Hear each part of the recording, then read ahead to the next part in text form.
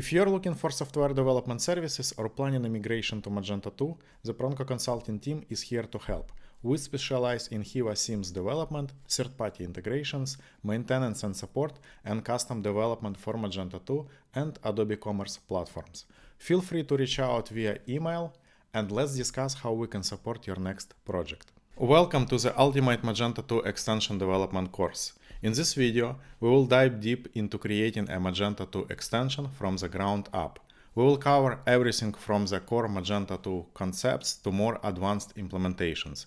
Whether you are an experienced developer or just starting out, this course offers valuable insights for all levels. Over the next 4 hours, you will learn how to create and configure services, repositories, models, resource models, and collections. You will work with blocks, templates, and layouts to manage your front end. You will build REST API endpoints, handle routing, and develop custom action controllers.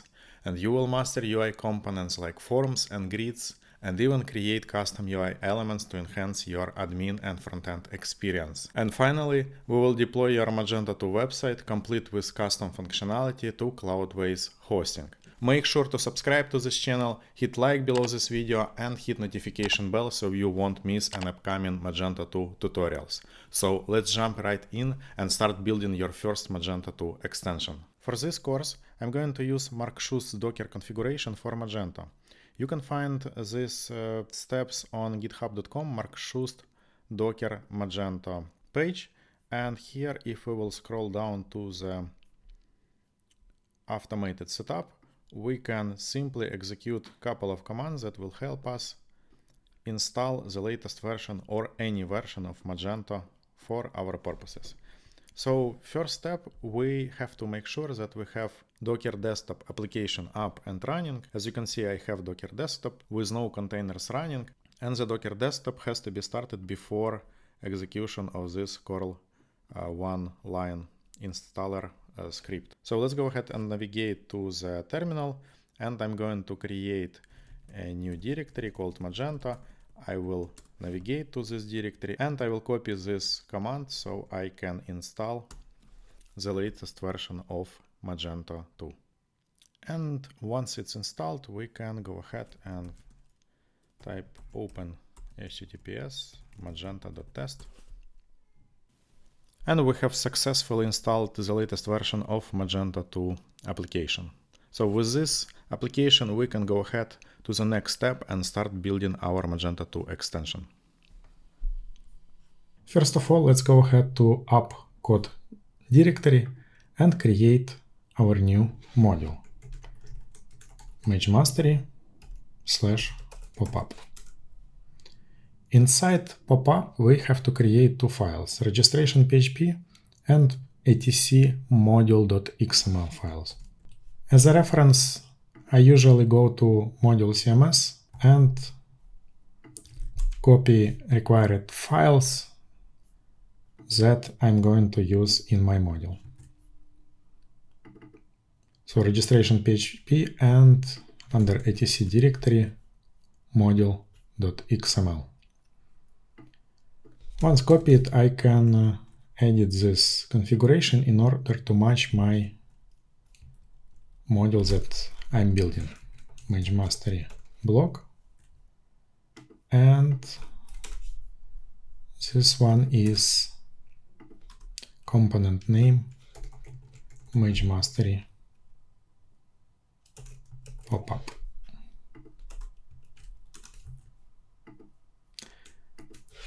Popup instead of a block, because I'm also working on a block extension, that's why I said block. Usually at this stage, I run commands that enable my extension. However, it's not really necessary. Let's go ahead and implement the next step of our module. This step is called dbschema.xml. So with dbschema.xml, we can create database table that is required for our Magemastery popup extension. And later we can run setup upgrade command. So let's go ahead and edit few things in db schema. Let's start with table name Magemastery popup, comment Magemastery pop-up. Then we need pop-up ID. We will leave it as the other attributes as is. Then we need a name of a pop-up. Comment pop-up name. We don't need identifier. We will be using content. So this is a content that we are going to render inside pop-up. Created at, updated at. Let's replace pop-up. Is active. One more column I would like to add is timeout. And for this I'm going to use is active column and we'll rename it to timeout. And let's rename to pop-up timeout. It's the time after which we are going to show a pop-up. So let's leave default 1. It would mean that we will show our pop-up after 1 second. Let's move on. Constraint primary key pop-up ID. We don't need this one.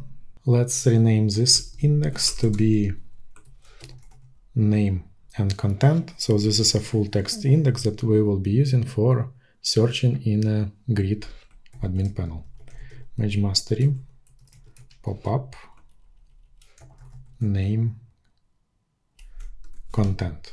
We will skip all other table creations, for example pop-up store, because in this tutorial we're not going to cover different stores, just a single pop-up for multiple stores. Once we have this db schema XML file, let's go ahead and run bin Magento module enable mage mastery pop-up and bin Magento setup upgrade. Once we have this setup upgrade command executed, let's go ahead and check that we actually have this new table. As we can see, we have mage mastery pop-up table created with the fields that we've added through db schema.xml file. In Magento 2, in order to read data from database table, we should at least create 2 PHP classes, model and resource model. However, usually practice says that we should create 3 PHP classes. A third class is a collection, so it's resource model collection or resource collection. And once we have these classes in our extension, we will be able to read data from a database table. So let's go ahead and create these classes. Let me create a model directory. Inside model, we will have a PHP class called pop-up. This class should extend at minimum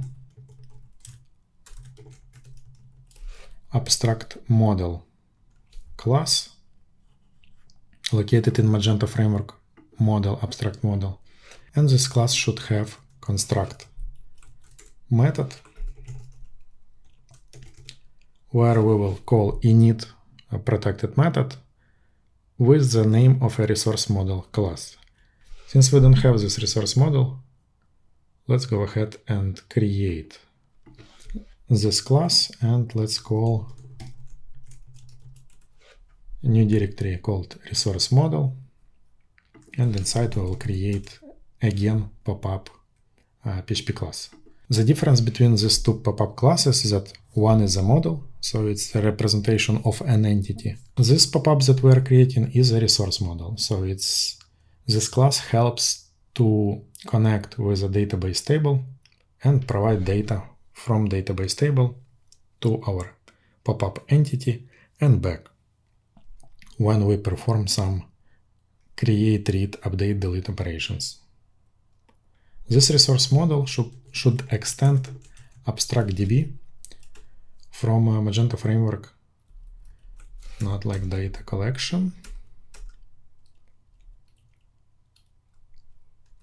but from model resource model DB abstract DB. And this class should implement construct method, and inside construct we should add a call to the init method, where we will say to our resource model a name of a database table, image mastery, pop-up. And second one is a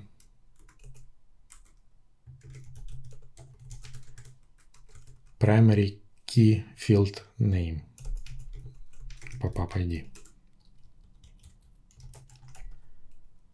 Table name and self field name.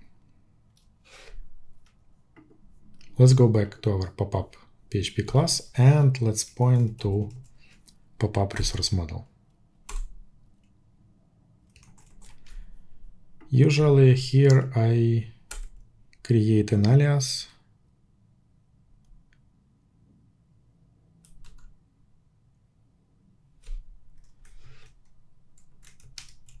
pop-up resource.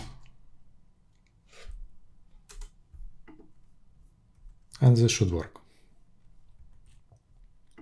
A third class is a collection. It's located in model, resource model, and pop-up directory. A class should extend abstract collection from the framework, and we should implement construct protected methods which we will use in order to call _init method. And here we have to pass a name of a model class, pop-up class, and a name of a resource model class.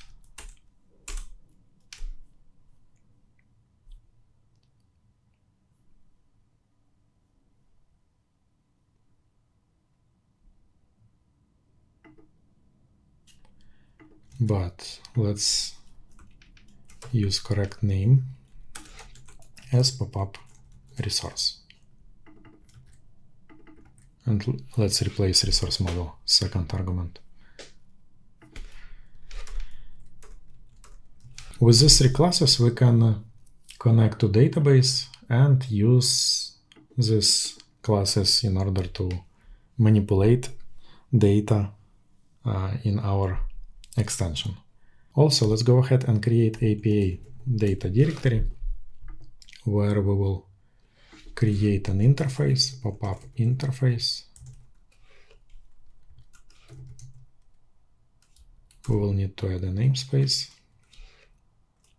So this is image mastery, pop-up API data. Interface is going to be called pop-up interface. And here we should add methods, getters and setters, that will be used by the model, pop-up model, for the implementation of this interface. So basically what we will do, we will add implements pop-up interface, and we will add getters and setters implementation in this class. Since we have a database table, we need to provide getter and setter for every column of our table. So let's go ahead and add public function get pop-up ID. It's going to be integer public function set pop-up ID, integer public function, let me split, second column is name, get name, it's going to be a string, set name, returns void or nothing. Then get content, string, set content. Our argument is a string type.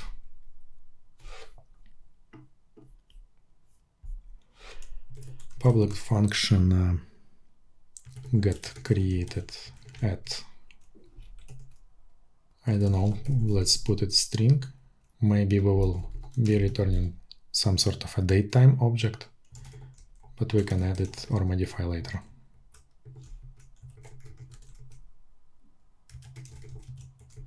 Similar with argument for set created at. If needed, we will modify and change it to datetime. Set updated at.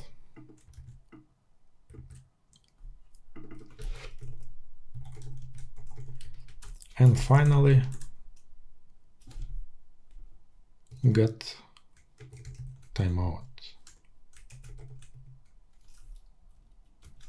Timeout. It's going to be integer. Set timeout,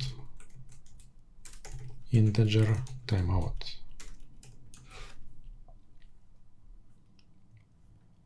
Alright, so we have these methods that are part of API. Let's go ahead into pop-up class and let's implement these methods.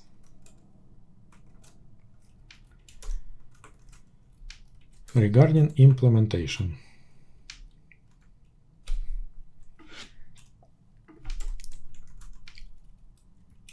implementation is pretty straightforward. However, as we can see, we have some sort of manual work. So it needs to be performed for adding interface methods to a model. And get pop-up ID. Get pop-up ID is going to return. We will call get data, and as you can see, first argument of get data is a key. So let's use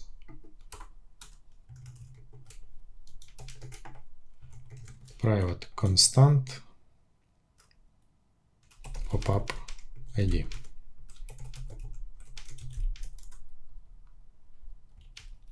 Self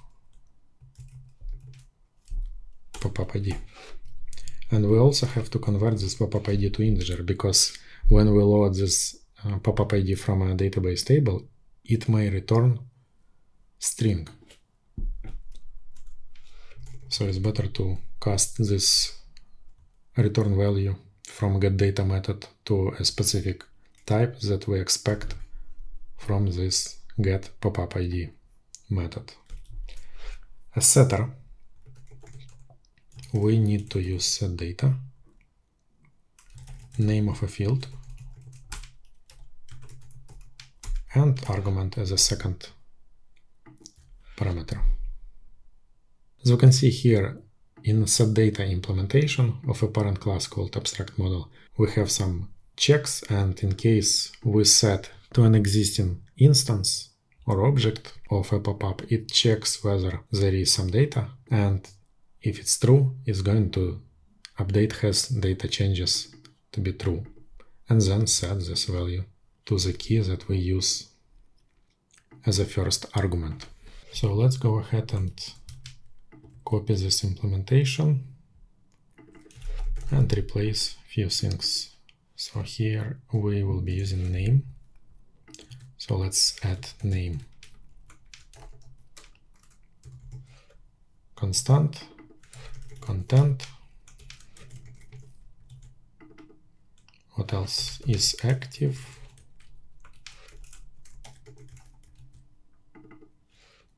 Created at,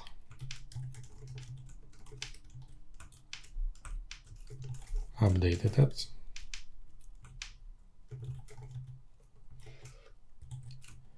and timeout.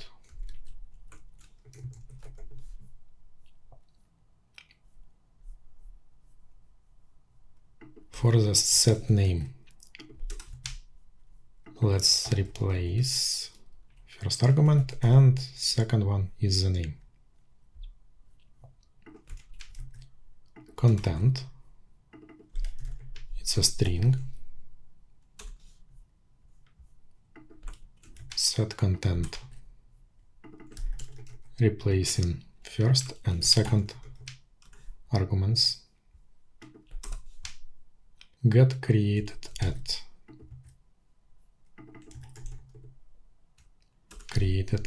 as a string. Let me also add implementation of get updated at, also string, implementation of a timeout, it's integer, and setters, set created at,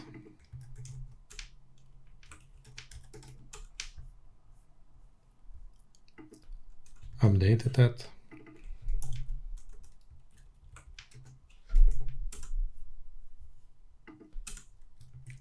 and set timeout.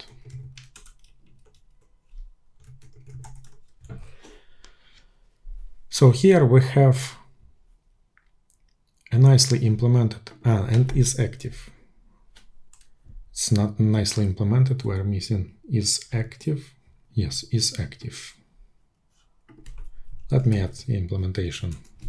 API method get is active boolean and set is active also boolean.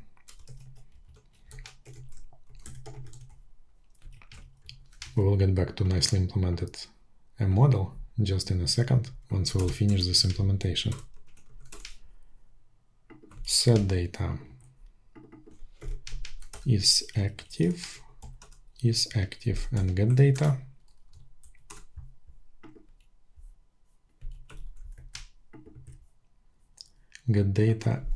boolean is active. So finally we have nicely implemented model with API called pop-up interface and with all the getters and setters of this entity that represent a database row in our database table row in our database. Also, in order to make this model nicer, we can add a few values that will help us further in our implementation. One of these values is event prefix. So this event prefix is going to be used when someone will be implementing observers or listening for events. And in this case, we would need to define this event prefix for this specific model. Let's call event prefix similar as name of a module, magemastery_popup. And once we have an observer created, in order to retrieve this pop-up object, we need to name or refer to it. Whether it's going to be object, as we can see from a parent class, and with object we can use get event, get object. However, in order to make it more nicer, we can rename this object to be popup. So we will be using get event, get popup. And there is one more class variable called ID field name. By default it's ID, in our case it's popup ID. Next, we need some management capabilities in order for admin user to add or modify a popup. So in order to do this, let's create infrastructure, coding infrastructure that will be responsible for showing a list of available popups and a popup form that will be used to create or update a popup. So first of all, I would like to add a new link to our admin menu that will be responsible for showing a list of popups. So inside ADC directory, let's go ahead and create admin HTML directory, and we need a configuration file called menu.xml. So let me use this menu.xml and maybe routes. Let's go with menu.xml.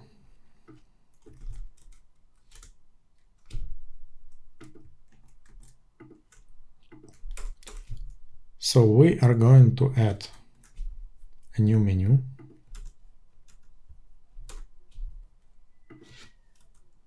Let me do some sort of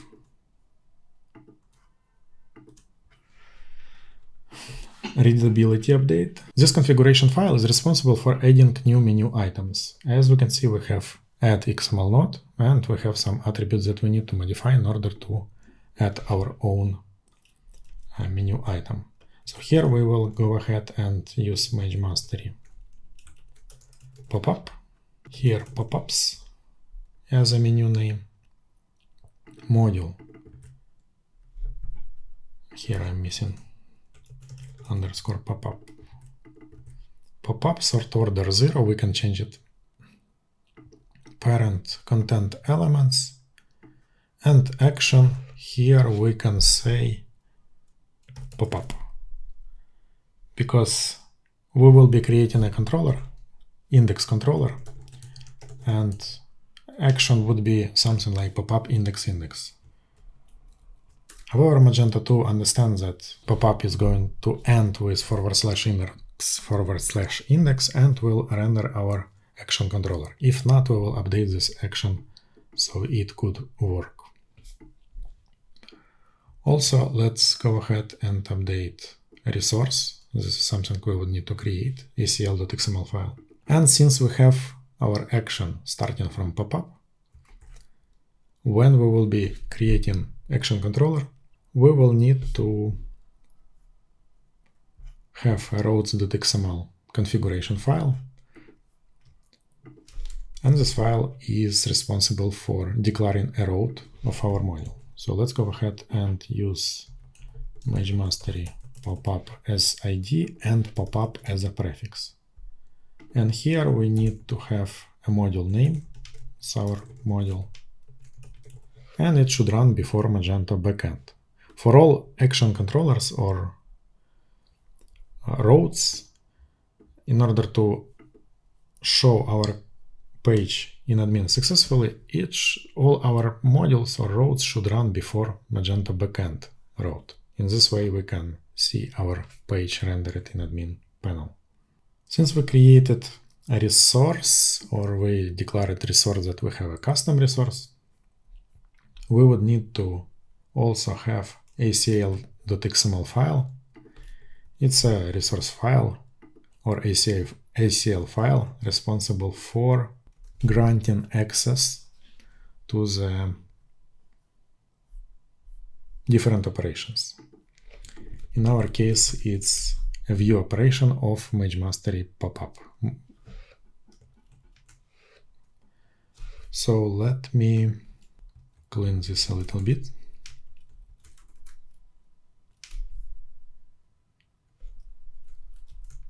And have one resource, nested resource into other resources. As we can see, we have admin content elements. And let's rename Magento pop-up. And here we have similar to pop-up. It's going to be pop-ups, translate title, sort order. Doesn't really matter, can be 15. So as a result, we created 3 new files, configuration files under etc directory, menu XML for declaring a new menu, rows.xml for declaring a route, and acl.xml. The next step for our module implementation would be to create an action controller responsible for rendering our list of pop-ups.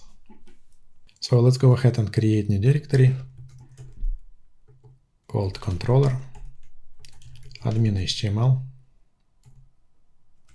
index, and inside we will have a controller called index. Here we would need to extend from action, and it's going to be backend action, and this parent class require us to implement execute method. and it should return result interface. For the result interface, we would need to create a page type of a result with the help of result factory and create method. Let's choose a constant called type page, and for this page,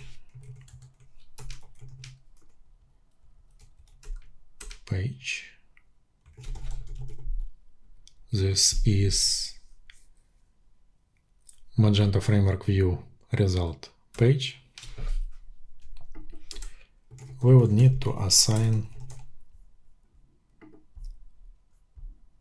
let me open controller from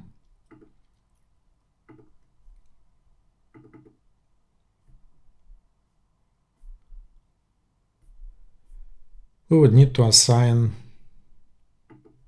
set active menu and breadcrumbs and title. So let's go ahead and copy this 4 lines and add it into our controller.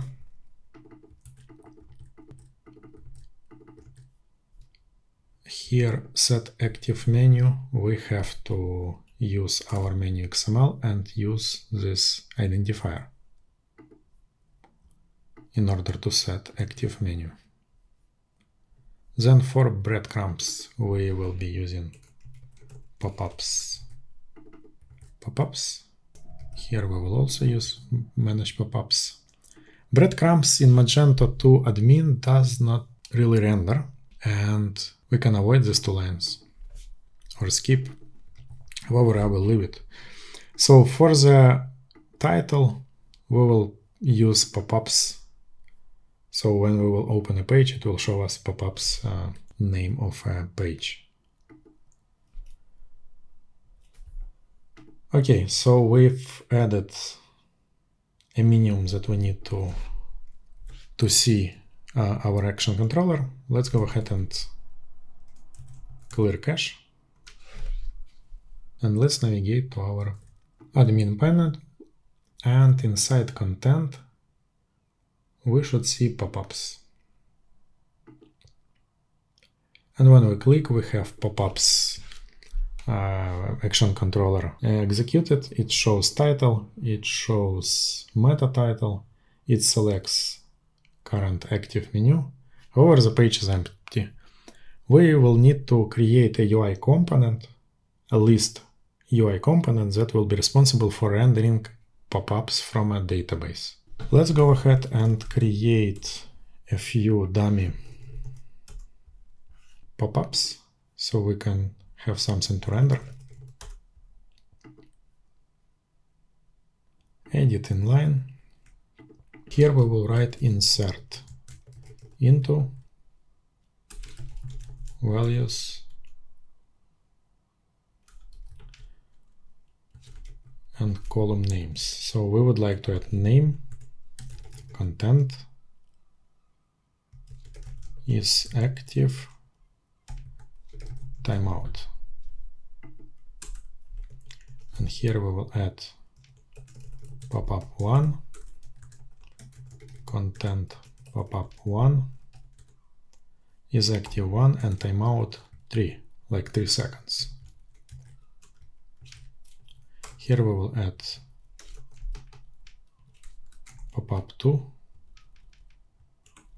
pop-up 2.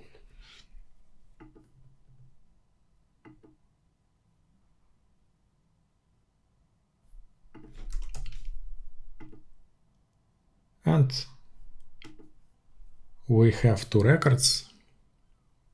As we can see, created add and updated add have been successfully after pre-populated. And we have 2 pop-ups created with name, content is active. We have 2 pop-ups, one active and one is switched off, and with different timeouts, 2 and 3 seconds. Listing UI component requires us to add few configuration files and some PHP classes that are going to be responsible for mapping data from a database into UI component. So we will need to create a layout XML file for declaring a listing UI component name, and then as a separate XML file we would need to create a listing configuration. This configuration is quite big, and usually I use some samples from existing Magento 2 modules. And also we would need to create data provider PHP class that will be responsible for pre-populating data to this UI component. So let's go ahead and create a new directory called view admin HTML layout. Inside layout directory, a configuration file will be called Mage Mastery Popup. So this part is coming from roads.xml file where identifier of our road or ID is called magemastery_popup. And then index it refers to a controller that will be responsible for rendering this content from layout configuration file. So this is one file, and another file we will be creating later. Let's go ahead and provide some content, and so I will use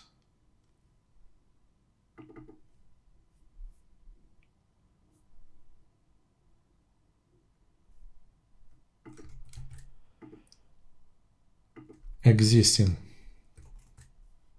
layout, and let me replace a few things. We don't need styles because we don't have any custom styles. We also not going to use as of now this additional listing namespace. I hope that we won't need it. And here we will, as we can see, we are adding into a content container. We're adding UI component with the name Mage Mastery Popup listing.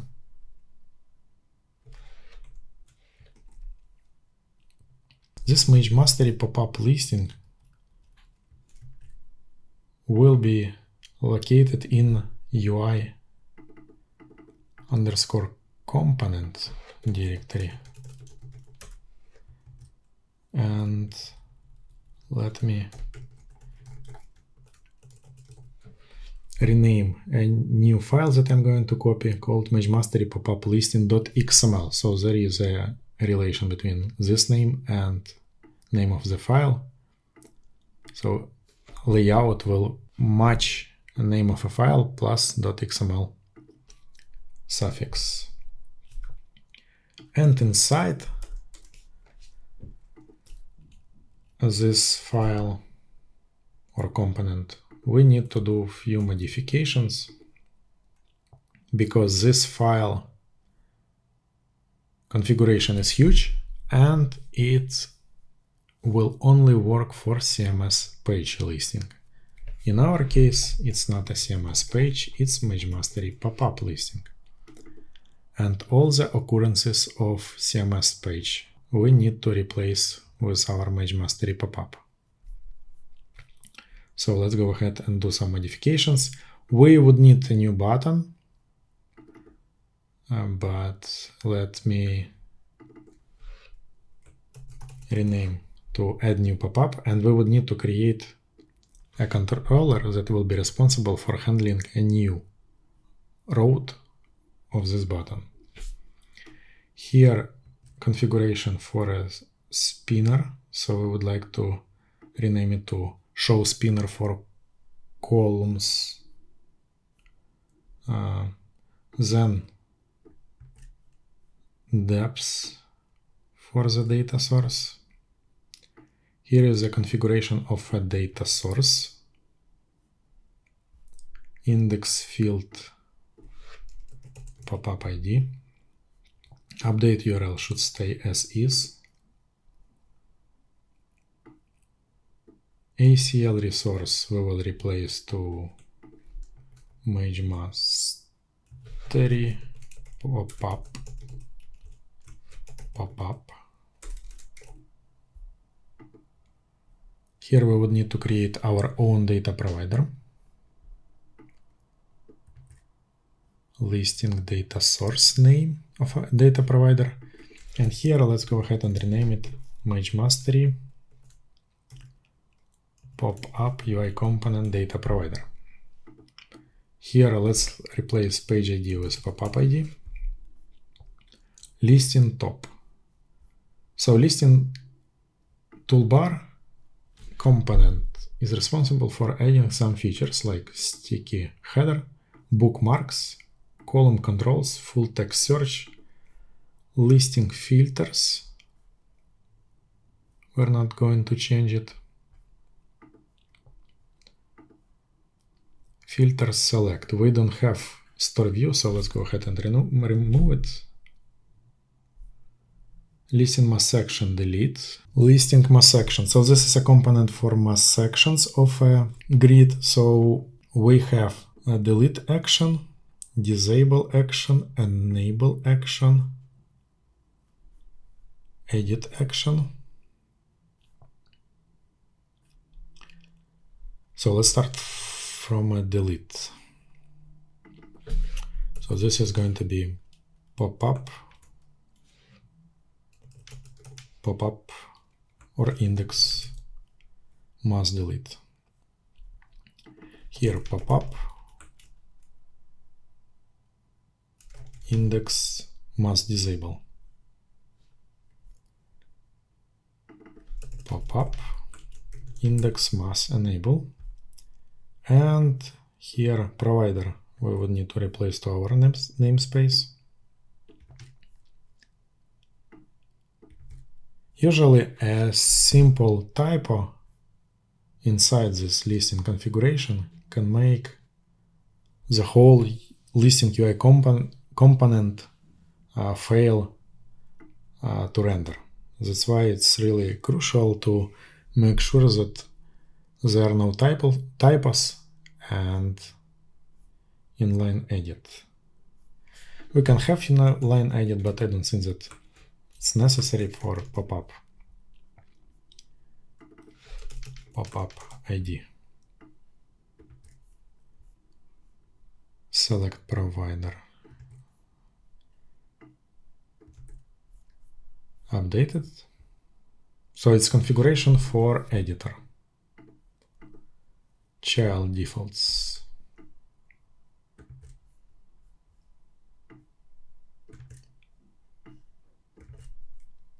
Provider updated. IDs. Here we need to have pop-up ID. Same with pop-up ID here. So this is the first column. This column label would be ID. Instead of title we have name. We don't have identifier, so we will remove it, as well as these columns. We do have is active, and for is active we can provide our own source, UI source listing is active status. Label for the is active is going to be status, or we can rename to is active, but status also sounds right to me. Created at, so we're not going to change class that is responsible for rendering this column, because it provides some data formatting capabilities that will be used for created at and updated at columns. All other stuff we are not interested.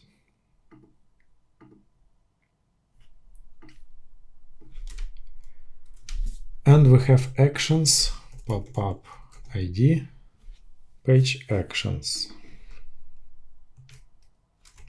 Mage Mastery, pop-up,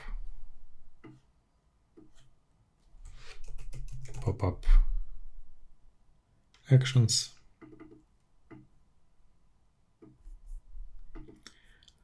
So we have updated this listing configuration file. As you can see, we don't have CMS occurrences.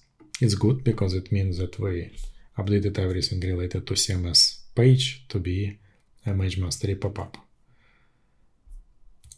As we have data provider class, we need to implement this class. Data provider. So for this, let me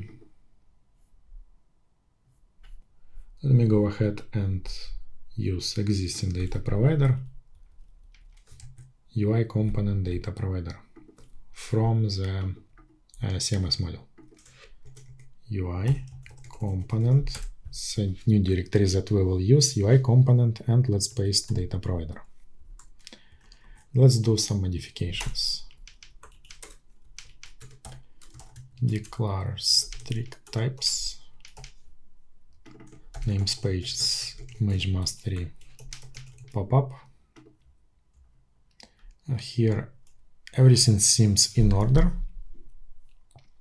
Maybe some of the fields and dependencies will need to be removed here, because we are not going to use authorization instance that is used for this additional check whether or not this configuration or this a pop-up can be edited. So let me get rid of this if-else condition, and here we would need to replace Mage Mastery pop-up columns. It says that we have to disable.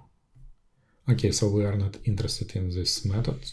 We are not going to disable it, but later we can see what needs to be done. For the add filter, so authorization, let me remove authorization. Prepare metadata. We don't have prepare metadata method, so let's get rid of this.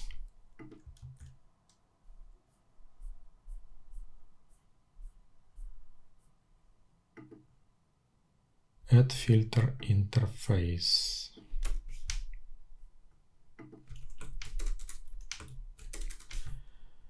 Some cleanup is required.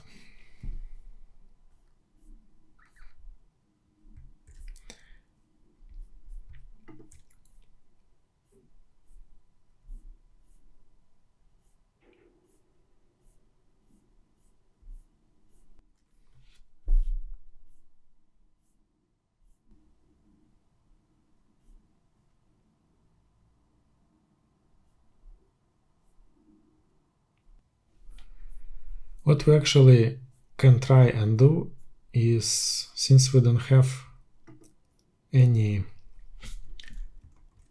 related to pop-up here in data provider, we can try and use this parent PHP class data provider here in UI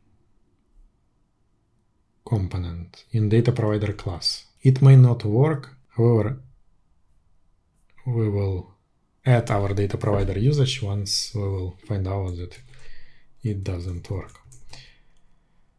So here Mage Mastery pop-up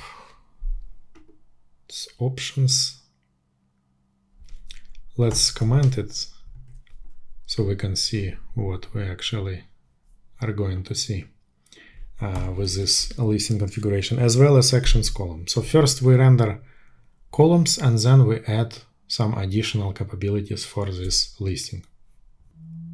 And for the data source, listing data source, we would need to add a configuration into the XML file.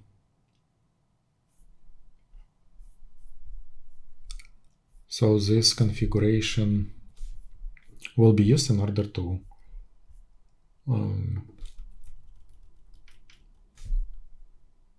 register data provider in the collection factory. So let's use this configuration as an example.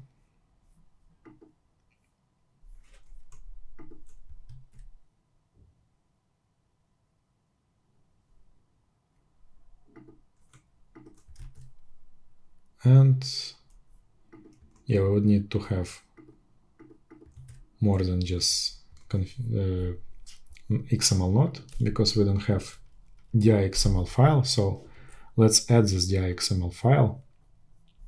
Let's do some cleanup.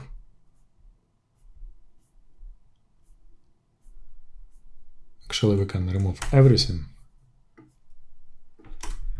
and use just this part. So here we use a type from Magento Framework collection factory, and we register a collection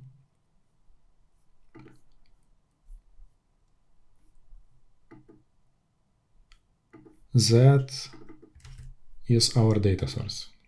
So here we replace CMS page listing data source with MageMastery pop-up listing data source. And we also need to have grid collection. This is a custom class that again needs to be added into our module. So this is going to be a resource model pop-up grid collection that will be used for a listing. So let's go inside CMS module, page grid collection, and let's create similar to what we will be using. Pop-up, let's add grid directory, grid directory, and inside a collection. Let's do some cleanup. Declare strict types. Here MageMastery pop-up model, resource model pop-up grid. Let's get rid of PHP comment. So what do we have here? We have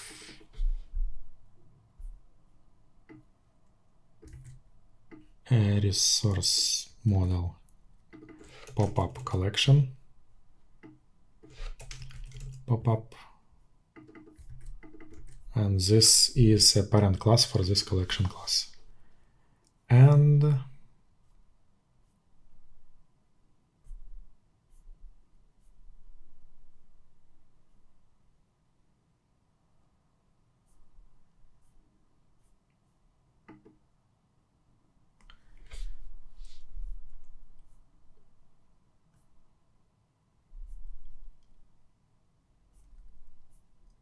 so here we have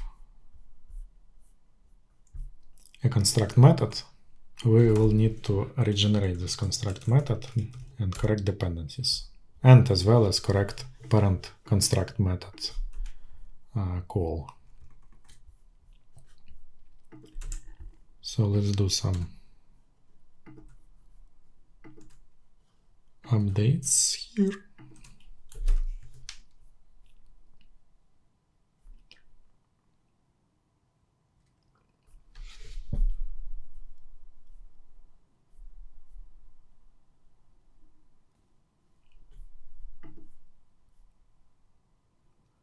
As you can see, for our grid collection, we need to have main table, event prefix, event object, and resource model. So let's copy this configuration.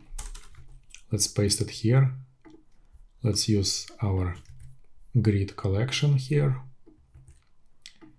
And main table is MageMastery pop-up. Ideally, we should call this database table as MageMastery pop-up pop-up, because MageMastery pop-up is name of a module and entity is called pop-up. So here, let's rename to pop-up grid collection. Here, pop-up grid collection as event object and resource model. Let's copy name of a resource model.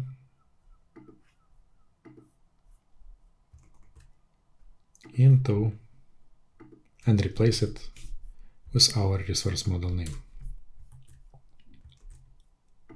Okay, so let's go back here what we have here is 4 required parameters that we need to add in our construct method.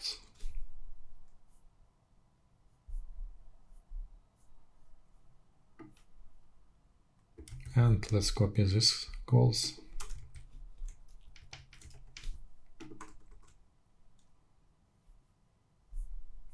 And we're missing model. So as you can see, for the model, UI component data provider document class name is used, and this is going to be placed here as an optional argument of a construct method. And what else do we need? We can use time zone, by the way.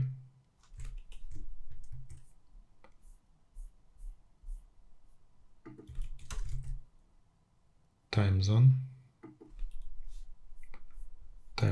interface.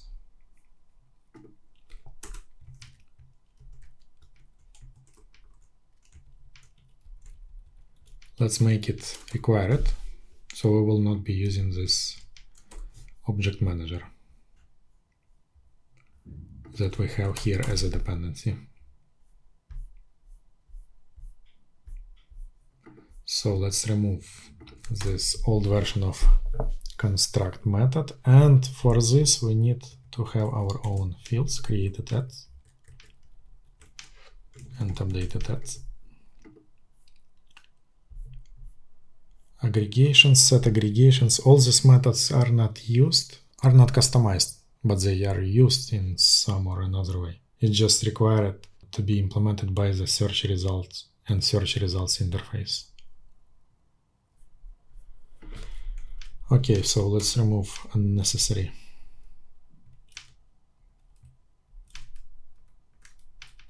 Dependencies and let's make it more PHP 7.4 plus style. Okay, so we have implementation of a grid collection. We have configuration for this grid collection, and we have this collection registered as a data source for the listing. So this error says for each argument must be type of array object and null given, says that we didn't implement getData method.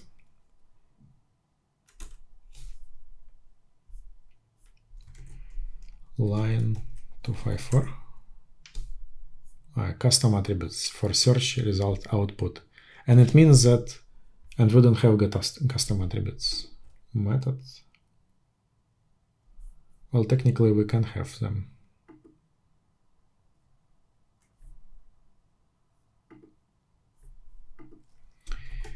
So if we will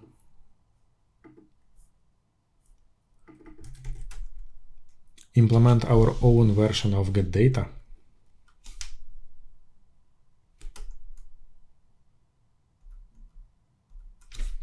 we can get rid of that error because it refers to a method getCustomAttributes that we don't use. So there are actually two ways of fixing this problem.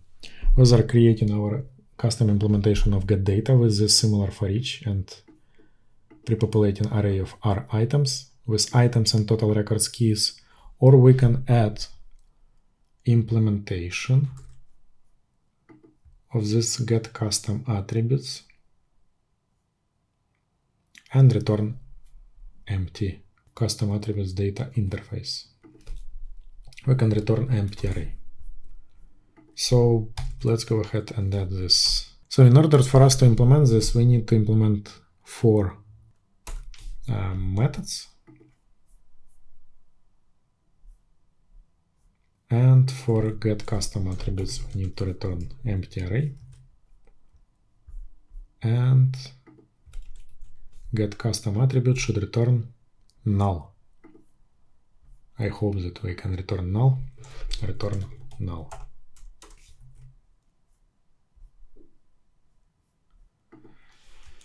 Okay, so let's go back to our browser.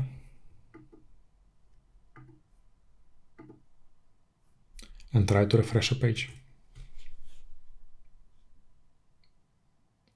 Alright, so we have some sort of listing rendered, but as we can see, we have empty records, and it means that I am missing something that has to be fixed.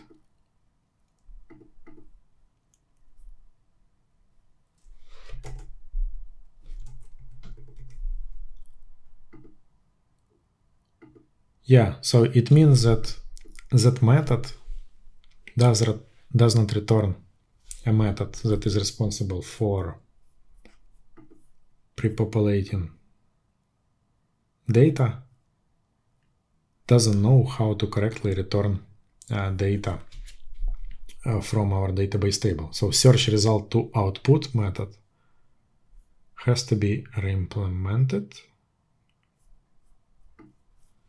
in the way that it will pre-populate data from our database table.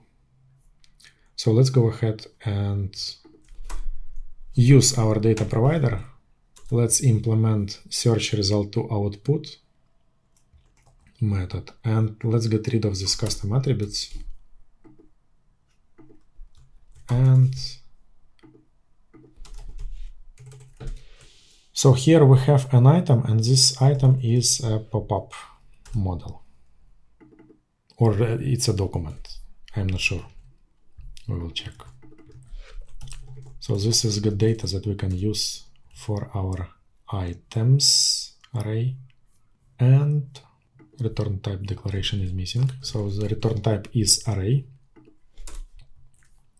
And let's get rid of this dummy implementation of 4 methods and deconstruct that there is no point for us using.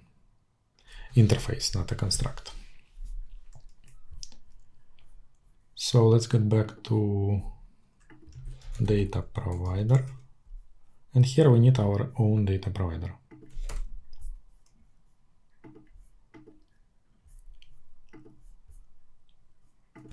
Filter, let's get rid of filter. So inside data provider, custom data provider, let's get rid of additional filter capabilities, additional filter pool dependency that we are not going to use.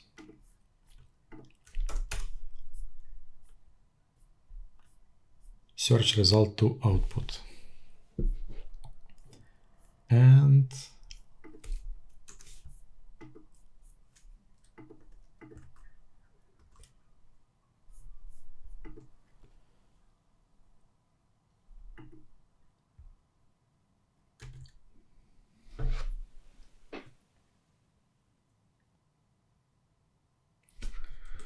we have a typo somewhere in one of the classes.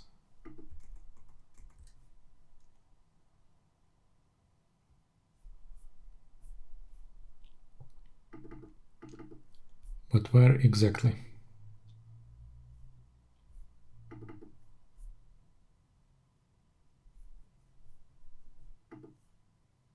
Here, data provider, I never copied the name of our data provider.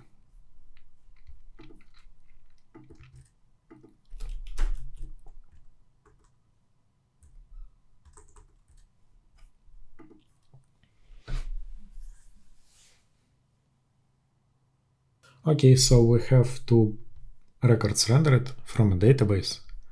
Looks good to me. We have 4 actions that needs to be implemented because it's 4 independent action controllers. We are missing action column, and we are missing status source model that will pre-populate or convert 1 to be enabled and 0 to be disabled. So let's go ahead and implement this part first. Our class for source is this one. So we need to have column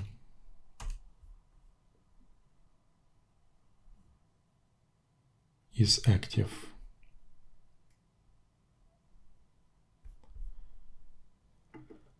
So let's go ahead and add this class. It's going to be inside directory UI source listing column and a class called isActive. So this class should implement source options or option source interface, public method to option array, returns array.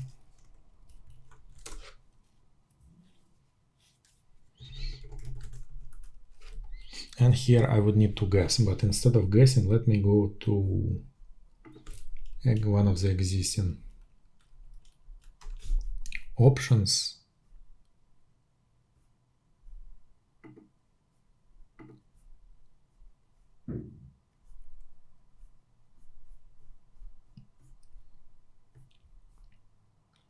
And I have to provide label and value. So two constants. First one now, active, enable it, 1, and disable it, 0. Here array of arrays, value equals self disabled, label equals enabled. And similar for similar but disabled. And second option is going to be for enabled.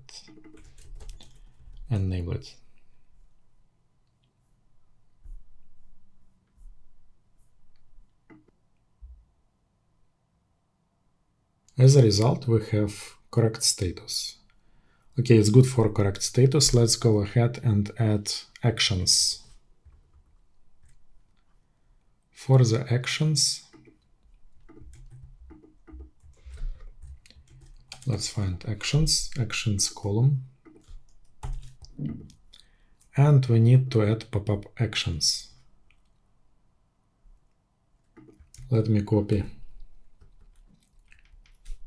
from a CMS and let me add inside column. It's going to be called pop-up actions.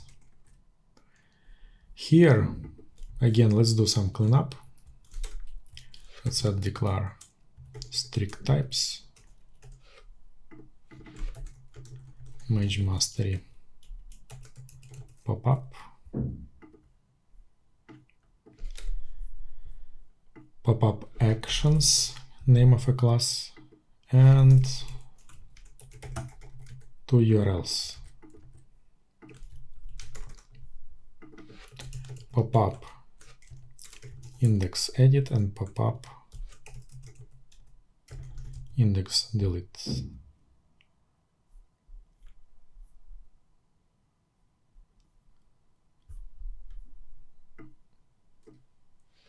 URL.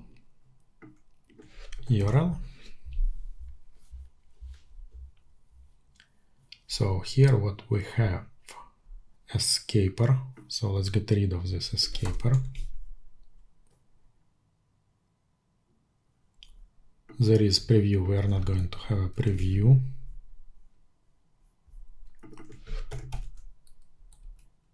URL pass delete. So here we need to rename to pop-up ID, since we are not going to delete pages but pop-ups. And item name,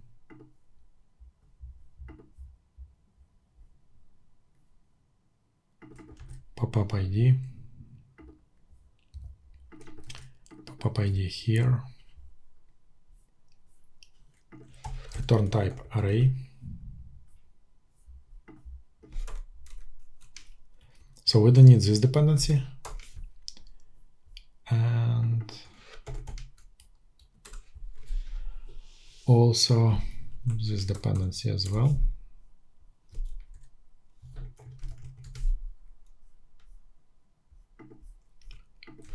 PHP doc. Action URL builder. Do we use action URL builder? No. So let's get rid of action URL builder dependency as well for our pop-up actions. Again, we don't need this one. This one has to be string. URL interface private. We don't need this dependency as well as this one. And these dependencies altogether. So listing column component, I'm in incorrect directory. Listing column. And let's move pop-up actions here. Good. So we corrected our file location. As for escaper, we don't have escaper dependency as of now. Let me add it. Escaper.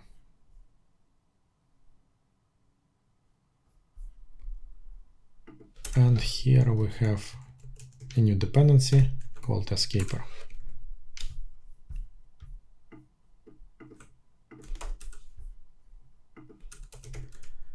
Private escaper.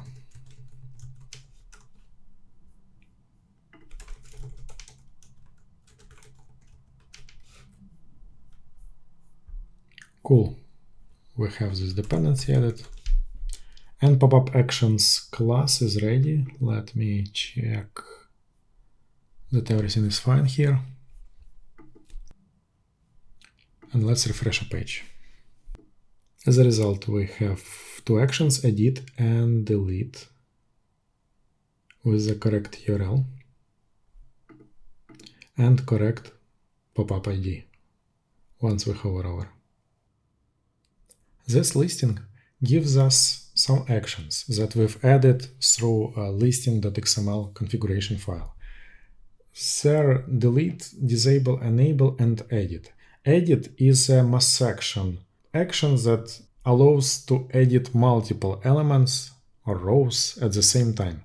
I think we will get rid of edit because, as for me, it makes no sense for pop-up. However, there will be inline editor that will allow us to change name and status. Also, once we will start adding additional action controllers for, let's say, mass delete action or mass disable action, we will need to have correct naming. And I believe that this URI part called index does not represent entity name. And I would like to change it to be a pop-up. And here we have pop-up index. As for this first part, it's a representation of a front name of a module declared in a rows.xml file. I believe that if I will change it to magemastery _ popup, it will represent a module name. And it also will allow us to have unique so-called namespace for our URLs. Because, for example, if customer will decide to install some other module with the same popup, there might be a conflict. Let's go ahead into admin.html, routes, and change. So basically we are going to use front name and identifier, identical values for our implementation. Also, inside menu.xml, let's add this prefix and let's define that we're going to use index controller. And also let's rename this directory to be popup. So all our action controllers, once we will add them, will be located in a popup directory. So everything related to popup changes will be in this popup directory. Let's make sure that we have this part updated, so it's updated automatically by PHP Storm. And we can refresh a page. Obviously, it will redirect to a dashboard because there is no such URL, because we updated this URL, and now we have Mage Mastery pop-up index. We're missing an update in our layout file, because layout file should be also updated, and it should be Mage Mastery pop-up index. So let's refactor it.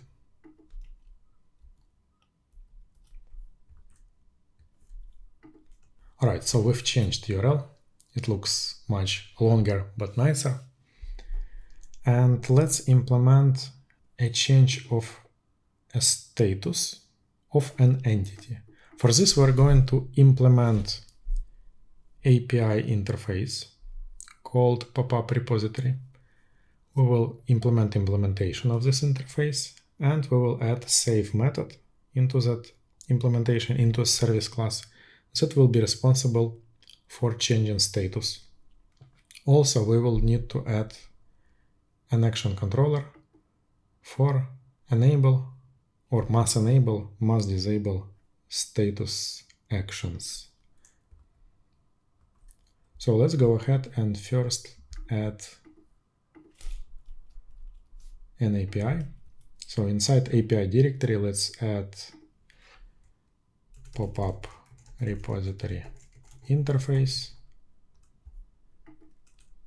Let's add namespace, Mage Mastery pop-up API, and this is going to be an interface, pop-up repository interface. Inside we will have a few methods. Let's start from the first method that we're going to use. This method is called save. We will be passing a pop-up interface from API data, and this instance of pop-up interface will be saved in a database, and we are going to return nothing or void.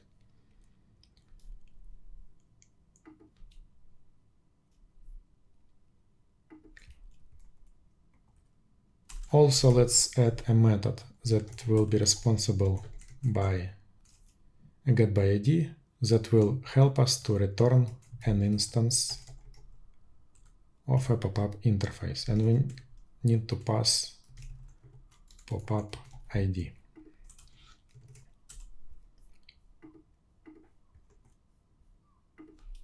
As for implementation, let's create a new directory service, and inside service directory, let's add a new class, implementation of pop-up repository interface called pop-up repository. This class should implement pop-up repository interface.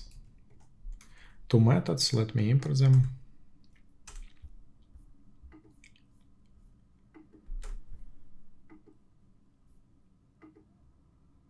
For save and getById implementation, let's use a resource model of a pop-up entity, const struct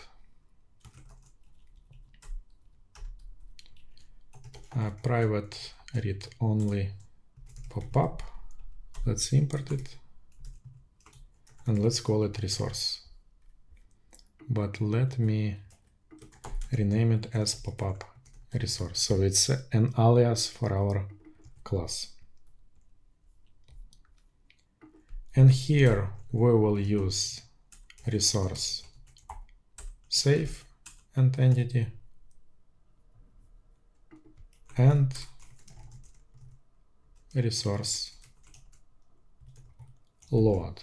For resource load, we have to pass as a first argument an object. Where we will get this object? We can rely on a new dependency that we're going to add. This is going to be a pop-up, but not just simple pop-up, but after-generated class for pop-up entity called pop-up factory. With the after-generated class, we will be able to create a new instance of an entity that is pop-up. And then once we created this instance, we can pass it as a first argument of a load method. And second argument is pop-up ID, as far as I value field, yes. And if we don't pass field, it's going to be used ID field name. And ID field name from a pop-up is pop-up ID. All right. So, and finally, let's return pop-up back. Or we can also add logic saying if pop-up get ID is empty, we can throw no such entity exception. And the pop-up with ID does not exist.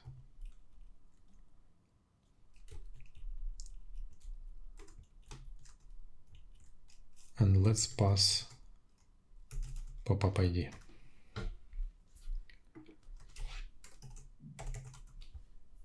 All right, so we have implementation of get by ID. We have implementation of a save method. As we can see, we have already exist exceptions thrown by this resource.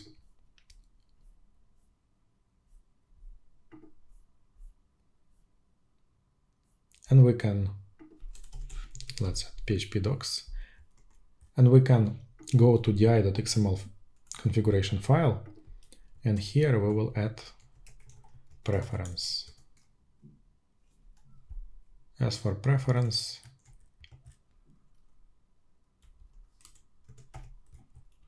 we need to use for and type. For is going to be a name of an interface.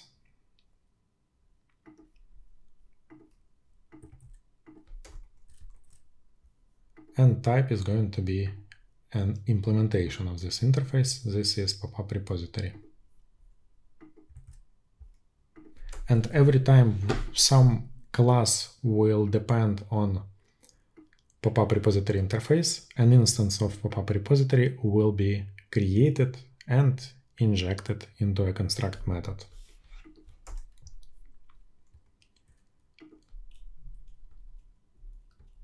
Next thing we have to add is a controller must disable controller that will be responsible for disabling multiple pop-up entities. This controller should extend backend action. It should implement execute method, and return should be result interface from Magento Framework controller namespace. Let's add a few dependencies into our construct method. As we can see, first dependency is a context. It's from a parent class that is action requires this dependency. And then we will add private read-only filter. This filter is a class that we can use from a Magento UI component massAction filter. And based on this class, we can get collection of elements that were pre-selected by the massAction component of a UI module. And secondly, we need a dependency of our pop-up collection. But not a simple pop-up collection, not a grid actually, but a factory. So we need to inject a factory, collection factory. And here we would need to get the correct array prepopulated by IDs that were sent through post request. And with the help of collection factory, we will create a new instance of our pop-up collection. Filter. And with the help of filter get collection, it will return our collection.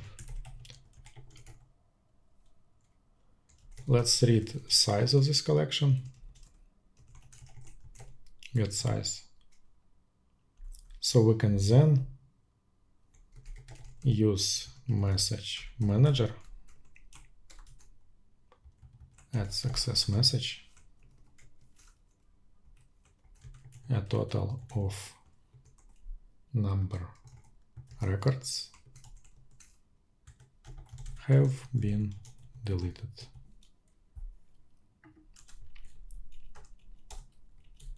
And let's pass collection size. Here we would need to add implementation of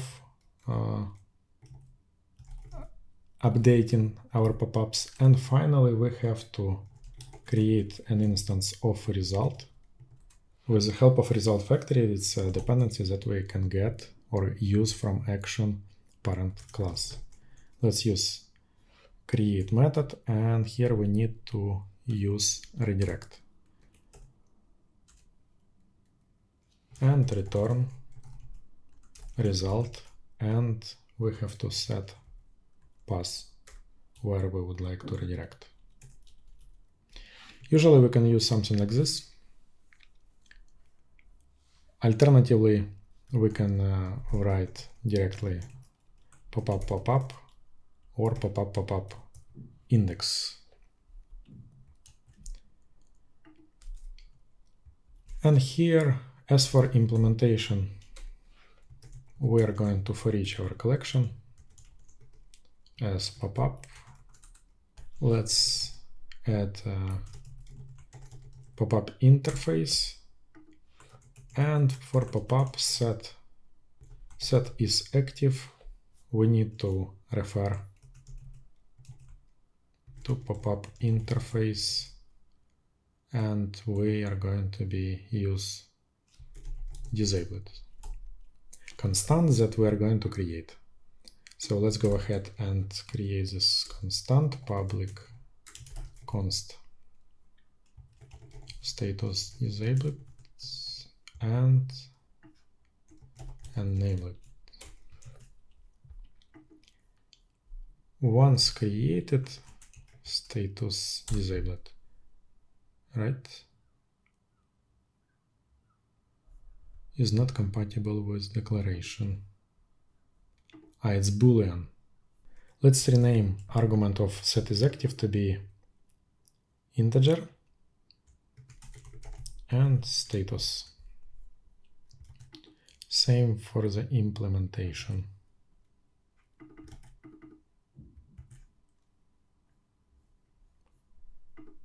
So it would be easier for us using a constant.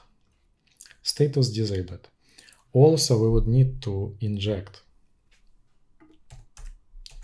private read only our pop-up repository interface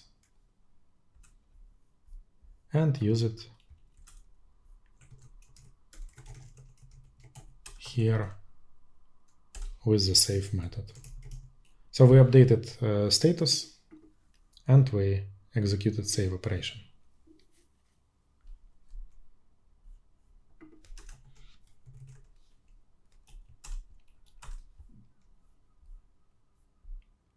it throws an exception and it shouldn't throw exception. So let's re-implement a little bit of our logic.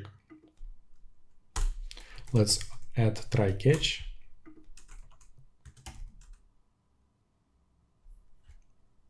And this throws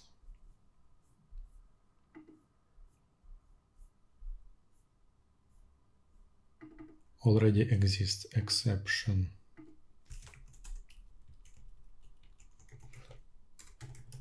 Throwable exception. And let's add message add error message. Something went wrong while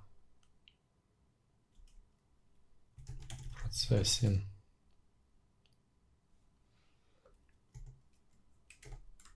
the operation. Let's leave it as a general message, and let me move this message into inside add success message. Inside try catch, so only successful message will be added to a message manager if everything was successful. If not, error message will be added to a message manager.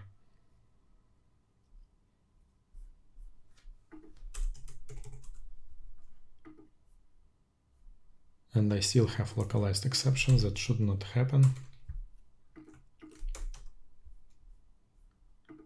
And we don't have this exception. The reason why I don't want to have this exception, because we process this request and we redirect back, and it wouldn't be a good user experience if somewhere in the middle of processing the request it will get stuck on this controller, because we don't have any layouts or PHTML files that are responsible for showing error in a nice way. So let me get rid of few dependencies and pop-up disable. Let's go ahead and update mass disable to be mage mastery pop-up mass disable.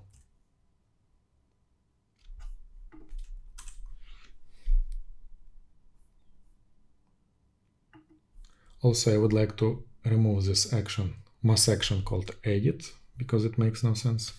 And let's, since we are updating actions, action pass, let's update for mass enable and mass delete.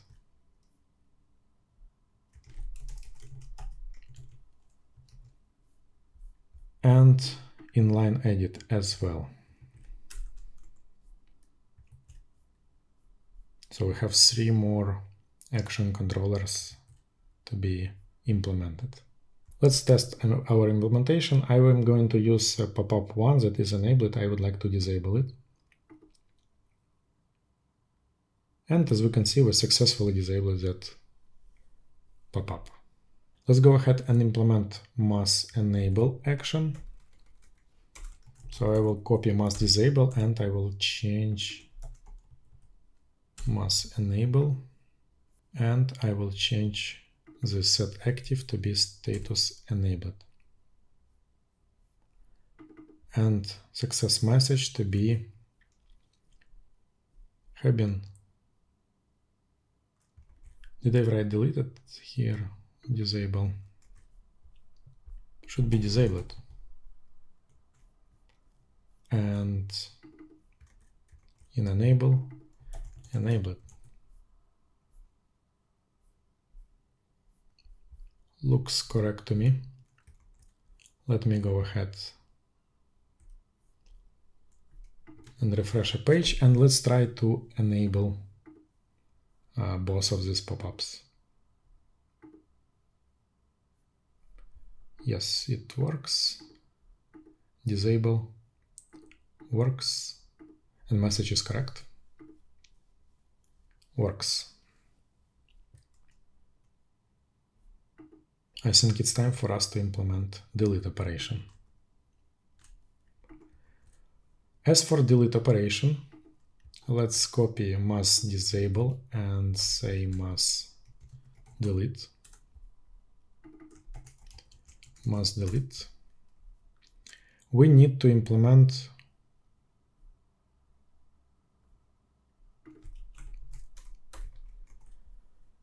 so we don't need to change status, we need to implement delete method in the pop-up repository interface. For this, let me copy save and rename it to be delete. And let's implement this delete method in the service class. So this is a delete, and we're going to use resource. A simple implementation that gives us delete functionality. Let's go back to must delete controller. And we have delete methods used, and let's update messaging. Yeah, everything looks correct. The question would be whether it will delete our pop-up. So let's go ahead and test. I will use second pop-up and we'll click delete. It asks me whether I would like to delete items or one record. Yes, and it successfully deleted a record. What I noticed is that when I change status, it does not update modified date. It's a bug, I think, and this bug has to be fixed. Let's navigate to resource model.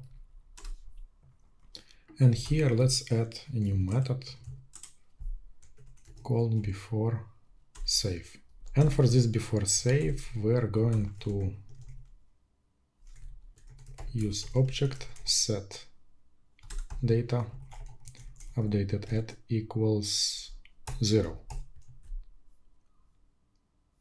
And it should work. Let's test it.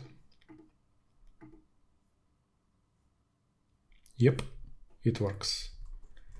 Same for disabling. Cool, works.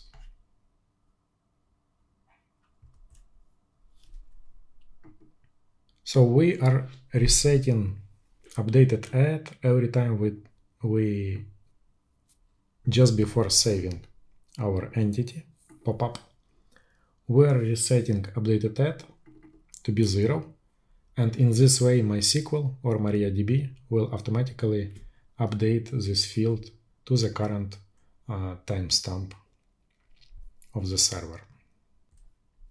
Finally, in order to finish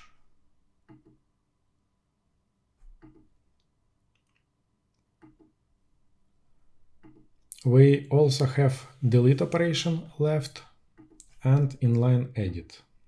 So let's go ahead and implement delete controller so we can delete the last remaining pop-up in our grid. And I will use must delete and copy it and replace with delete controller name. And here we use collection, but we shouldn't be using collection because it's not a mass action component. It's just a request, and for the request or get request, we will read a param called ID. So this is going to be our pop-up ID. This name of a param is coming from a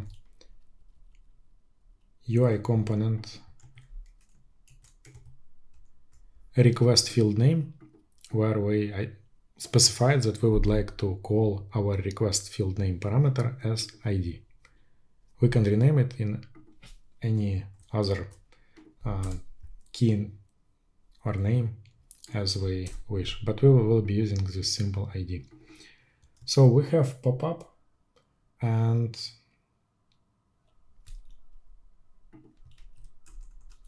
let's check if we don't have pop-up ID. In case of 0, we need to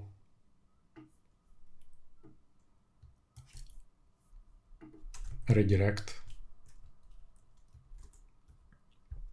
our admin user back. And we need to write a message, and in this scenario we are going to use warning message saying the pop-up with the provided ID was not found, and we will redirect back to our listing page. If we do have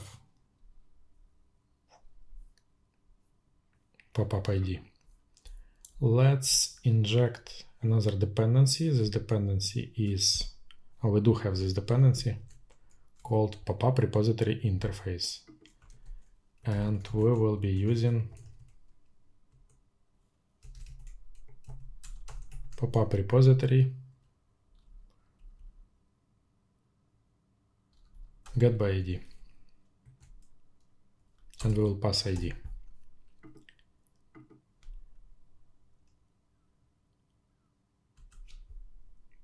Again, here we would need to check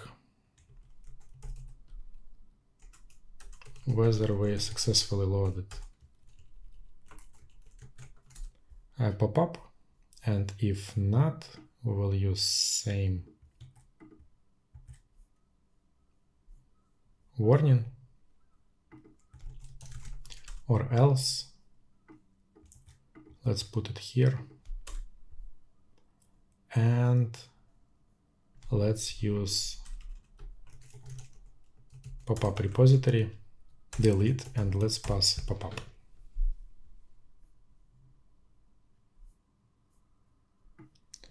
And here let's rename our success message to be the pop-up has been deleted.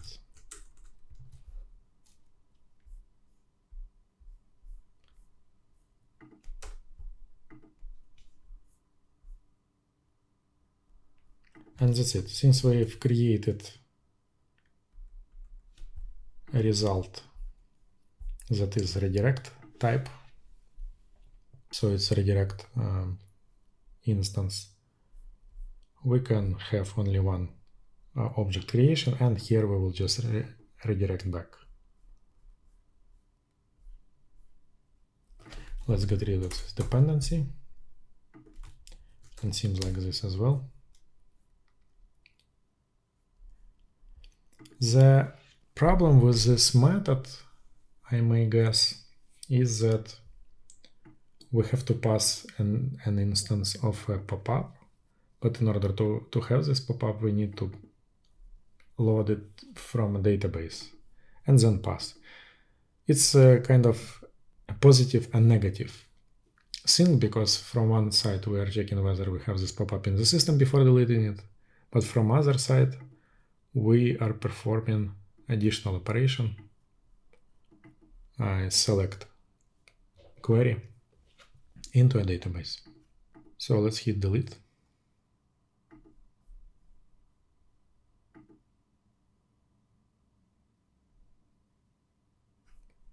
And it seems like we didn't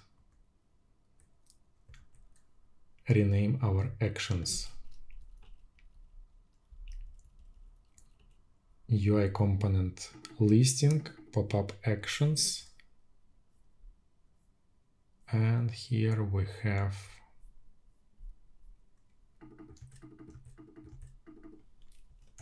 mage mastery pop-up. Delete. Let's go back. Let's refresh. Let's delete. And we've successfully missed the fact that we have some problem, pop-up ID. So as I can see, we pass pop-up ID, and this is nothing to do with what I explained earlier with UI component, and we have to refer to pop-up ID because here we pre-populate URL with pop-up ID. So we have to refer to this key when we try to read parameter. So let me refresh again and let me hit delete. Pop-up has been successfully deleted. The problem here is that we cannot implement inline edit unless we will add more pop-ups. While we don't have a form to edit or add new pop-ups, let's just go ahead and add a few pop-ups manually.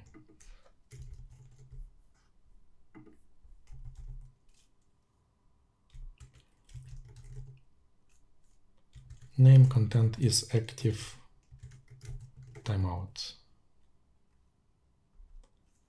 are going to be our fields.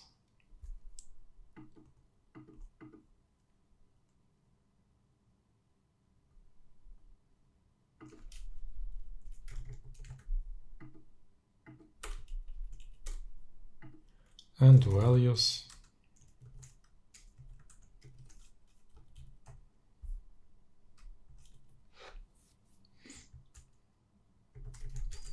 custom pop-up 1,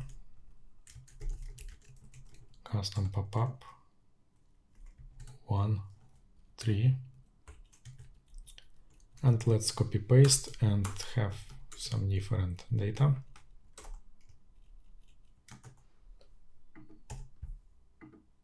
Let's hit save and let's refresh the page. So now we can create inline edit functionality.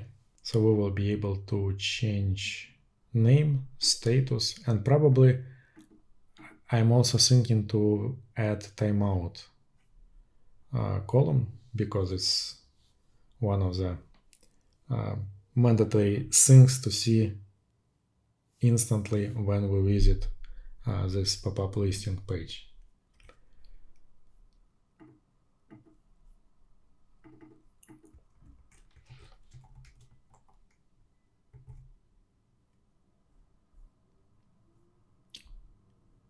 So we have URL for a save operation. It points to inline edit. So let's go ahead and create inline edit controller.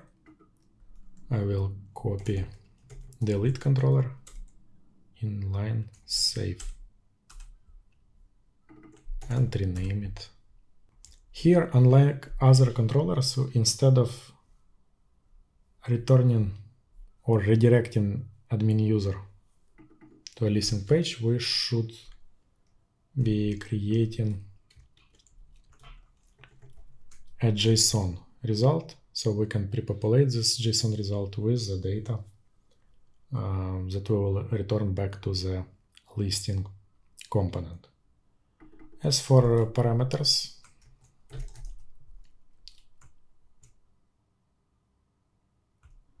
we are going to have items as far as I am concerned, and these items will be used in for each for updating our pop-up data. So first of all, we check for items, and if we have empty array, we would need to provide messages that is going to be empty array in case of errors, and error equals false. As for messages, we will use a message, so we will say please correct the data sent. Message, we will say error equals true. And it means that we can set JSON data and redirect somewhere here. Set data, messages, and error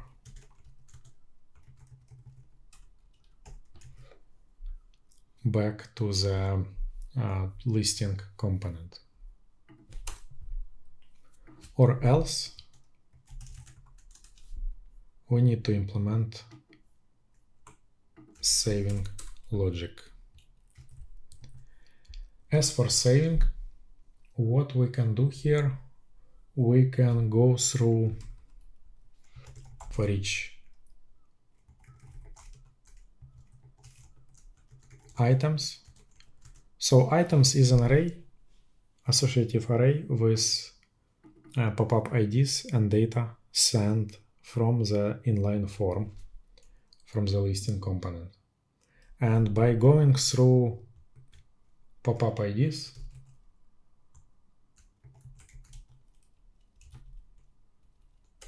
as pop-up ID, we can do a few things. First of all, we can load get by ID, a pop-up from a database. Secondly, I will refer to pop-up model because I would need to use setData method and array merge function. Here I will use pop-up get data and items pop-up ID. So here I merge whatever we have from the inline form with pop-up data loaded from a database table. And then I will use pop-up repository to save my changes.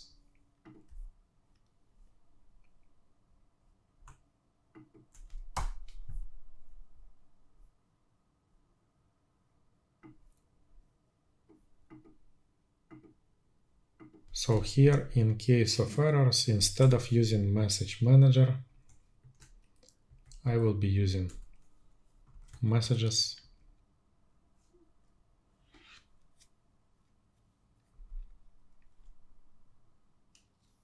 pop-up ID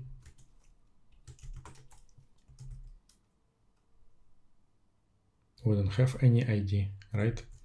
So we need to have some more general messaging, or else we can process this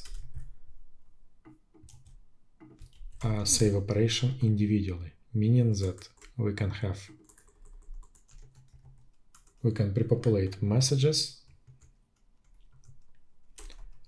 for the individual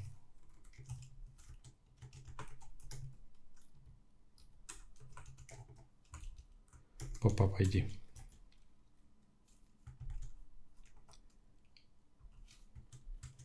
And finally, we can use exception get message as a message and error equals true, because we do have error or exception. And then once we process all items, we can, basically not all items, but a single item, because we wouldn't provide support for multiple inline edits, because we removed this mass action. And let's go ahead and test this functionality.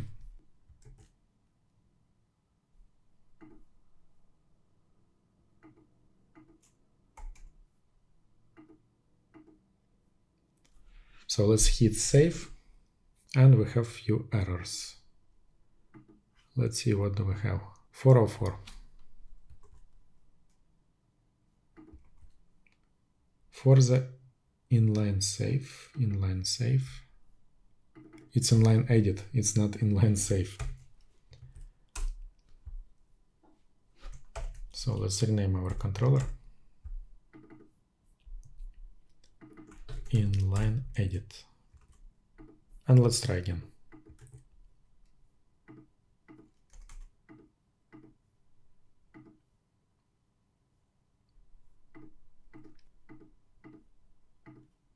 Works.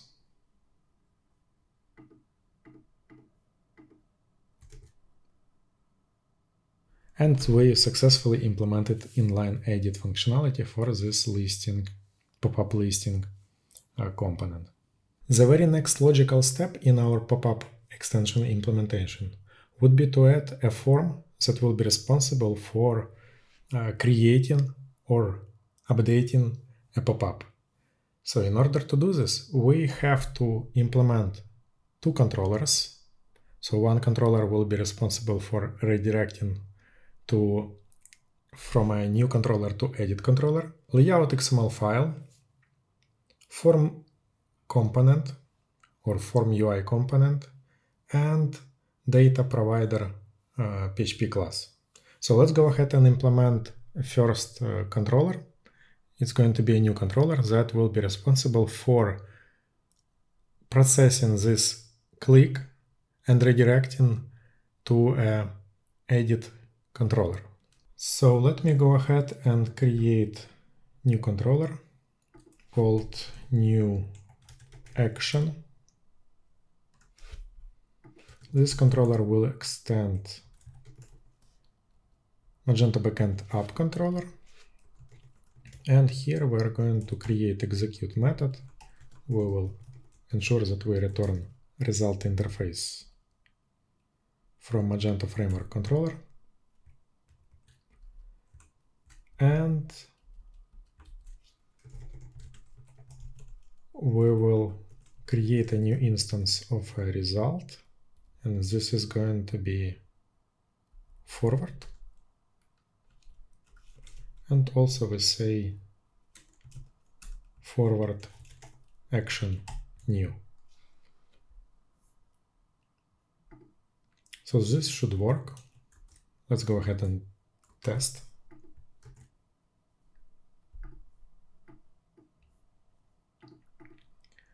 As of now, we don't have edit controller.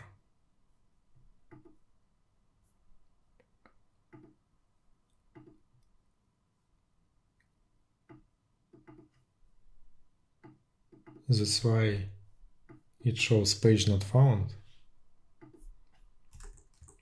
So let's go ahead and add edit action item, action controller. And this edit will be responsible for showing a page. Here we will say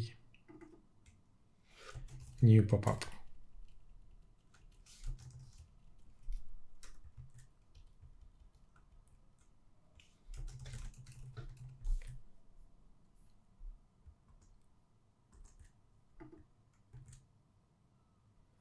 Okay, so we have a new pop-up title rendered, and we need to implement layout configuration file where we will point to form UI component configuration file where we will list all form elements like fields, groups, buttons, and URI for save action controller. So let's go into the layout directory, and here I have layout configuration file for manage pop-ups page or index page. Let me copy and rename new layout file to be image mastery pop-up edit. And inside I would like to rename it to be form. Actually I would like, image mastery pop-up form would be appropriate name. And here we have to create a UI component. For form UI component, I would like to reference CMS block form as an example of a form that I would like to render. But this file needs to be renamed to Magento pop-up form. Obviously it won't work because we need to do a few modifications in this form file. So let's go ahead and start renaming. So I'm going to replace all occurrences of block form to be Magento pop-up form. Yes, because we have to be very careful and not to replace something that we wouldn't expect to be replaced, because it simply won't work and we don't have much visibility what needs to be fixed. So data source, we would need to create a data source PHP class similar to this one.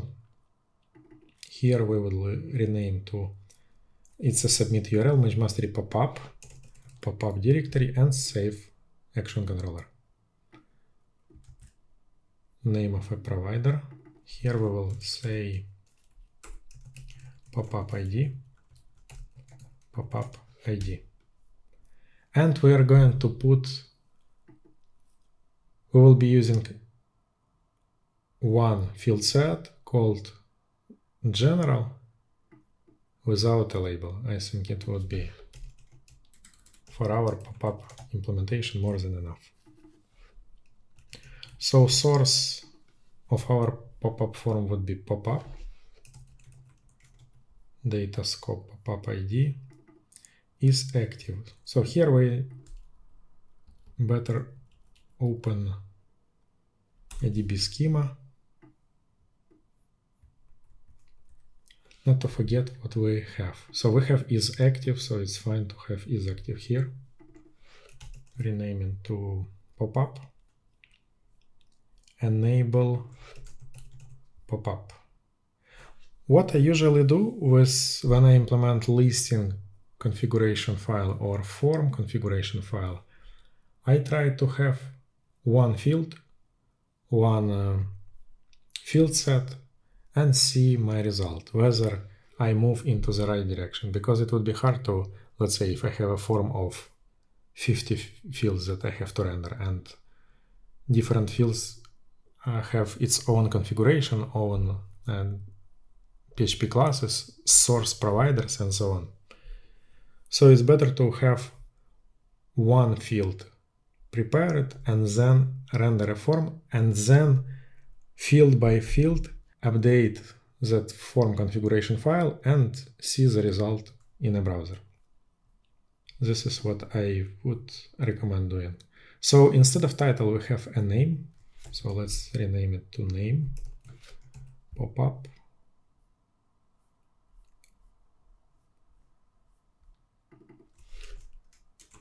Pop-up name. We don't have identifier, store views, so let's just remove these two fields. We do have content, and we are going to be using WYSIWYG. So I hope that we will, for WYSIWYG functionality, it would be more than enough for a pop-up. And that's it. Let me double check what else do we need. Pop-up timeout. So let me add pop-up timeout field. Timeout.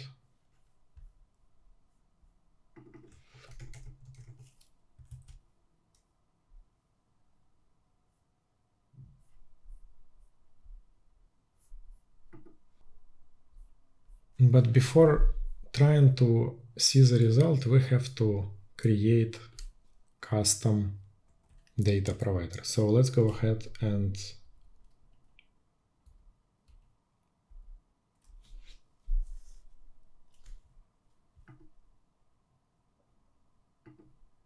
UI pop-up data provider class. So I will see what's here and will paste it into my pop-up directory. So we need to do a few changes. Let's set strict type equals 1, mage mastery, pop-up UI pop-up.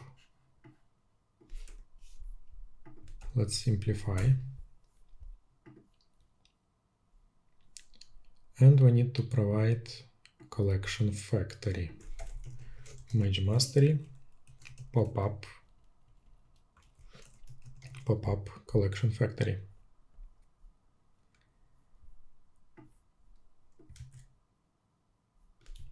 Let's add collection class and let's use it here.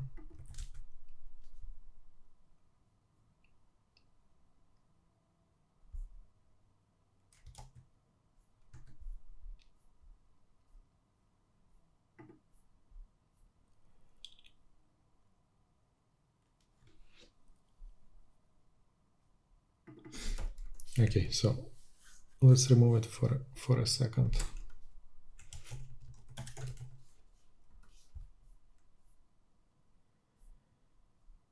And let's update construct. So here, what we're going to use, we will be using our own pop-up.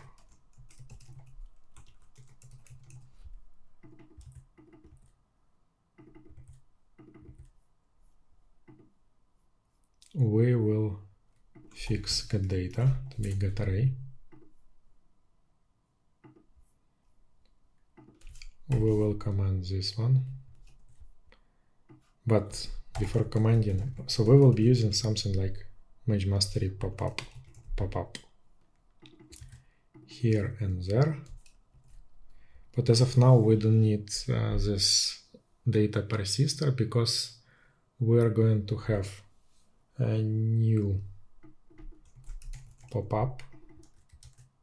So basically, we're going to have empty form rendered. It's our expectation to render an empty form.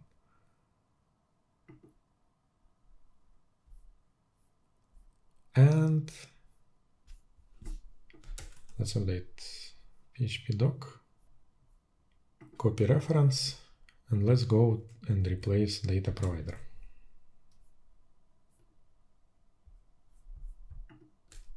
As a result, let's have a look at our form. Data provider should return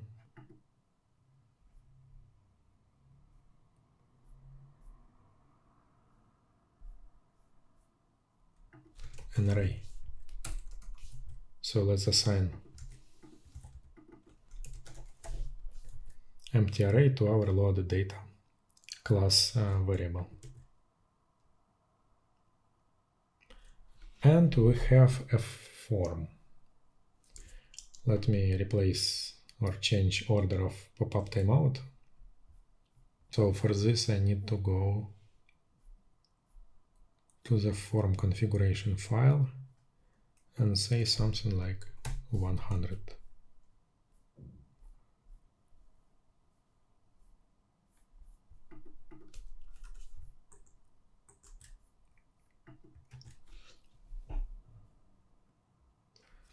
Or probably it would be better to have this pop-up timeout right after pop-up name. So we have name, and let's put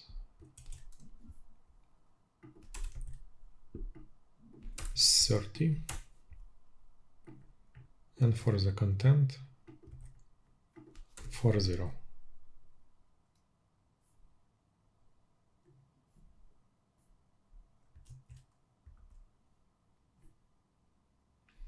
As you may notice, we used a WYSIWYG in the XML configuration file.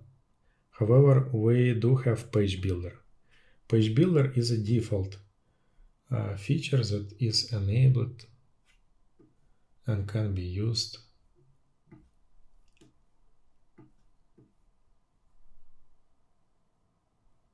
what do I want to add?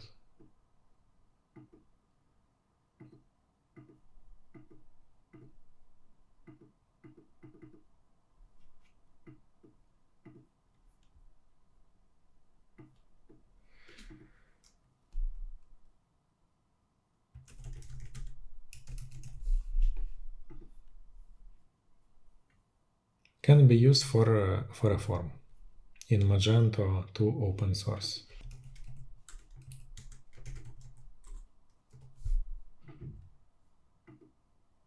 Okay, so I probably have a typo.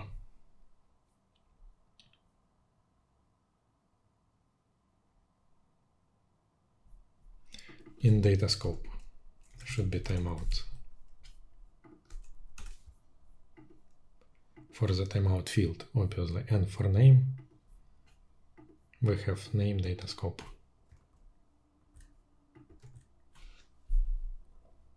All right, so we have a form we need to implement. We need to implement save button, and in order to do this, if we will check save here,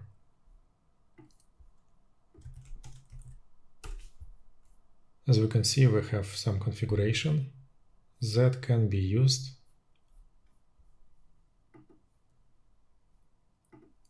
so admin HTML block edit.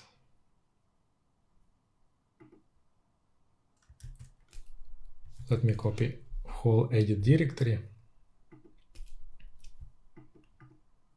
and let me add block admin HTML pop-up and paste 4 buttons here, and we will go one by one.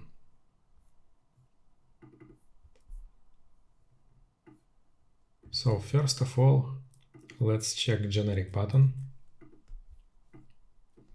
Here declare strict type equals 1. Namespace should be updated.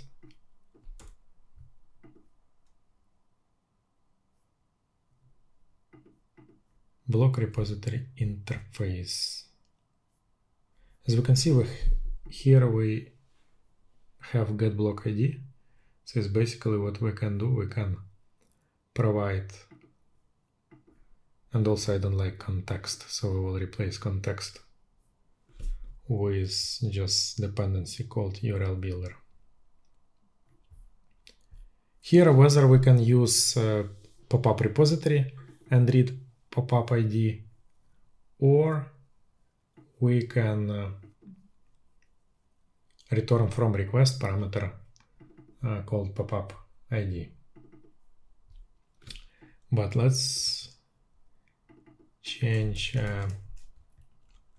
no, not save. I would like to, yeah, save button.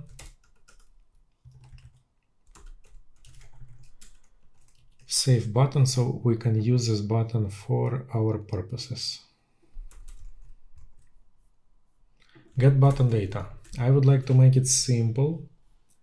So instead of class name split, I would like to get rid of this split. So we won't be having save and duplicate, save and close. Probably that's it. Yeah, so we will get rid of the whole getOptions method implementation.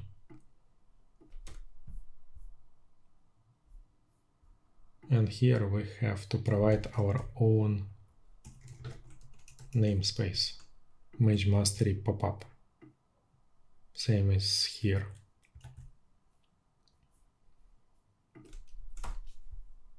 And let's try and use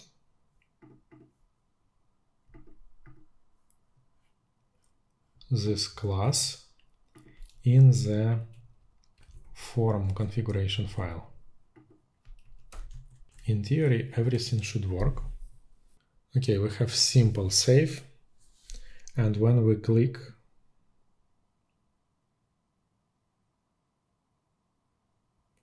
we have some errors, but obviously we don't have save controller.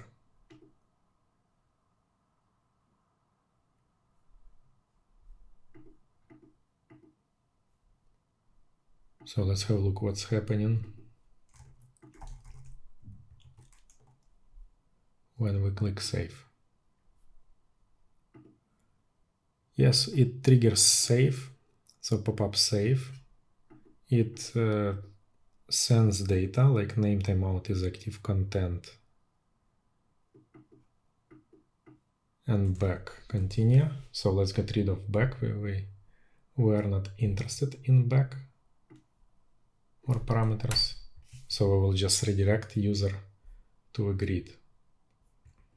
And let's go back. Let's add some content.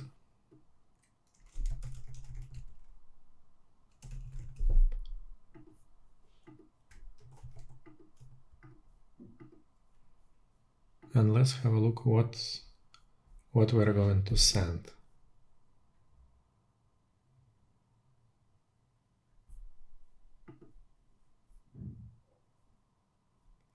So we have this huge page builder style HTML with some styles and some HTML markup.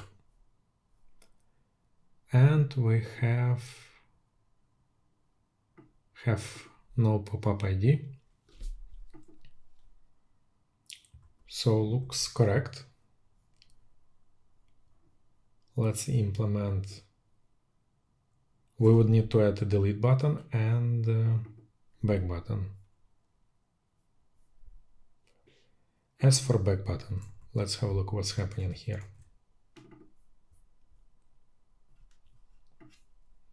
I will just copy from save button and paste it into a back button. For the get button, back button,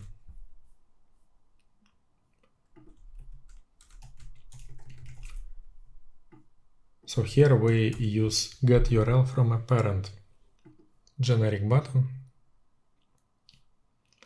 and as I said, I don't really like the way it uses context, so let me replace context to be URL interface dependency, private read only URL,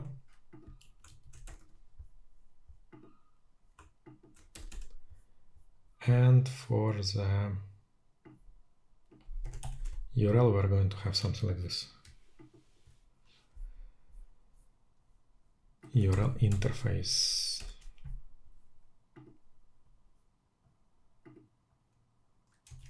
string and array, and we will return string.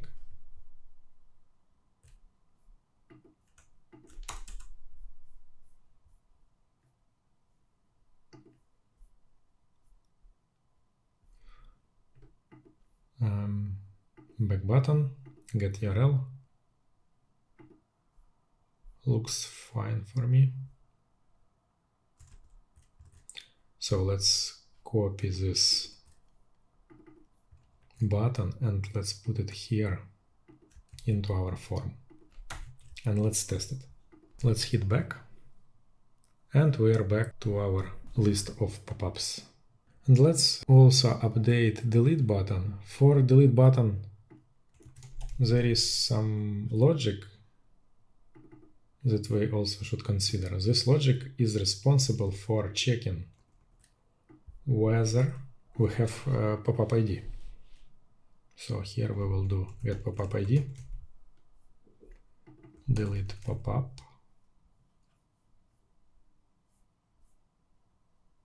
get delete URL string popup ID get popup ID.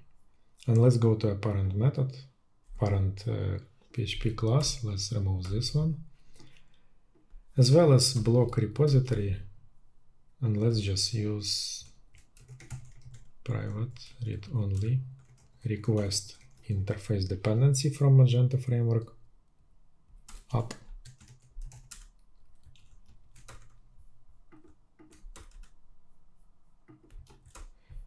And here we will say get popup ID. And instead of whole logic, we will say integer this request get param popup ID. If it's not there, return 0. Yeah, default value is 0.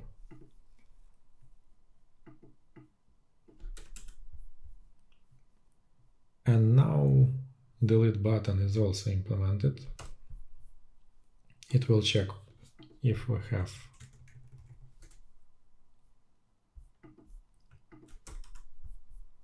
a popup ID request parameter. If it does, it will return delete popup button.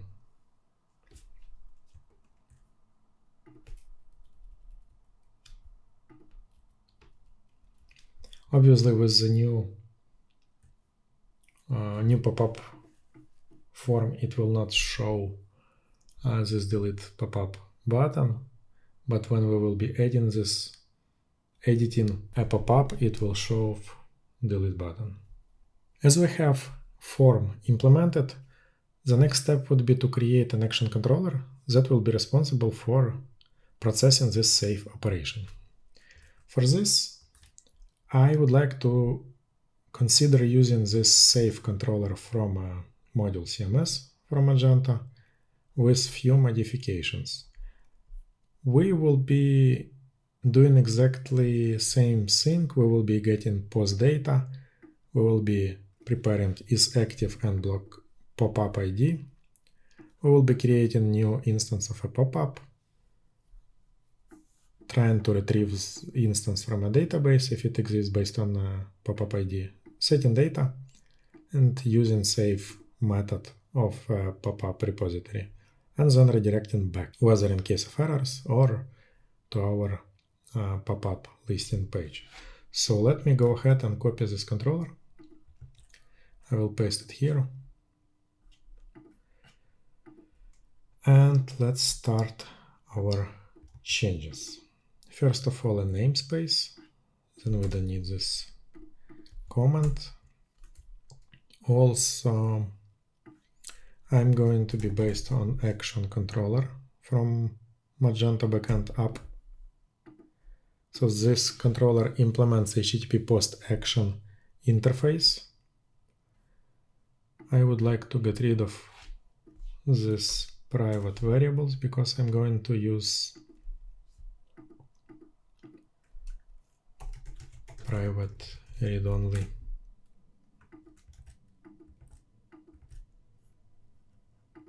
And let's clean up this mess.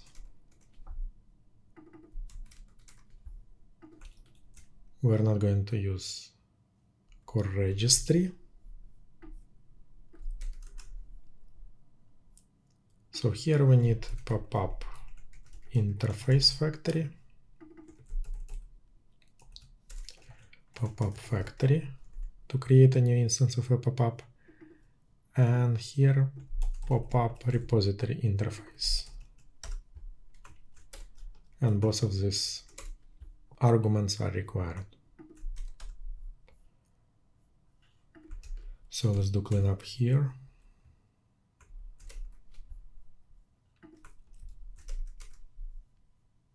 And let's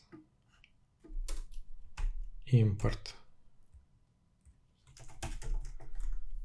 popup interface And let's add factory. So it's auto-generated class that we will be using for a pop-up instance. Persistor.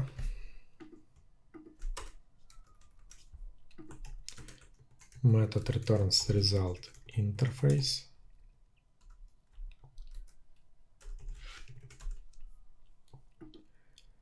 Here we will be using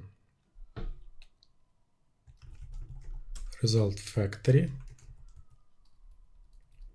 type redirect,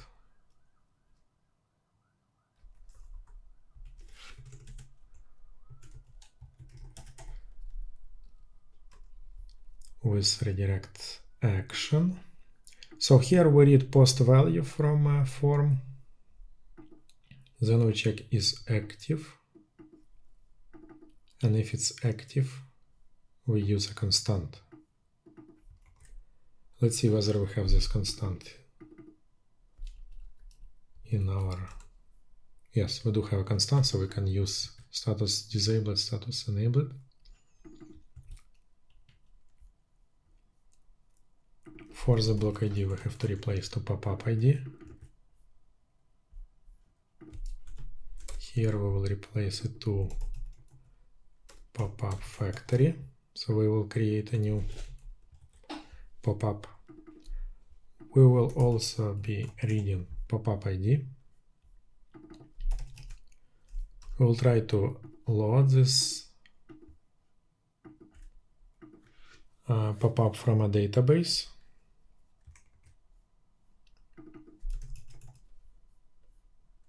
For a reason that we would like to check whether we provide an ID for a pop-up that actually exists in a database. If not, there is a redirect that I have to check. Why do we not have pass redirect?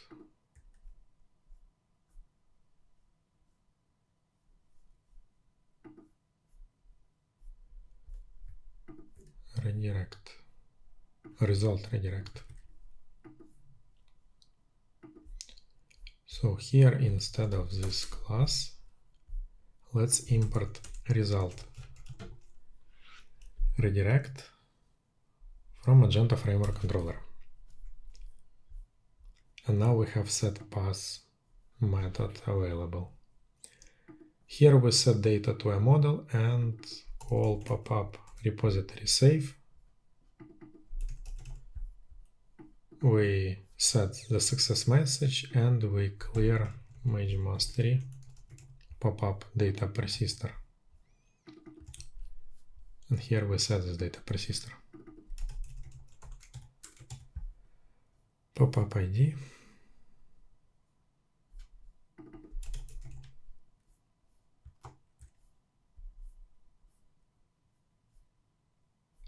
Process block return. So here, in case of successful save operation, we will just redirect back to listing page. And we don't need this method. For the pop-up repository, we need to import this interface. We have to also, as you can see, we don't have exception declared on the interface level. That's the reason we don't see anything that can be thrown from getById method, but it's not true. So let's fix the situation by adding throws no such entity exception. And now we have this localized exception. Also, we need to implement a save method, or we do have a save method. Yeah, we have save method.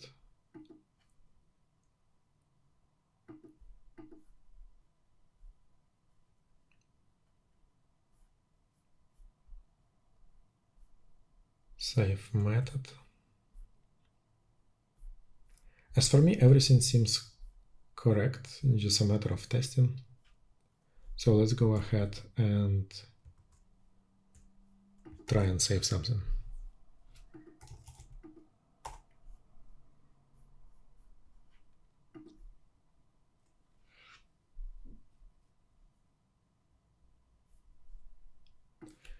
Pop-up interface.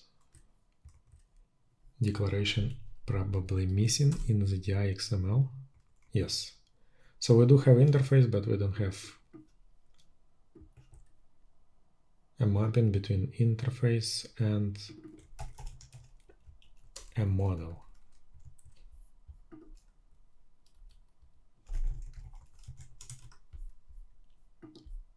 This is a required step in order to create a new instance of pop-up factory, and then pop-up factory can create for us pop-up instance or object. So let's refresh the page. And we have our test pop-up created.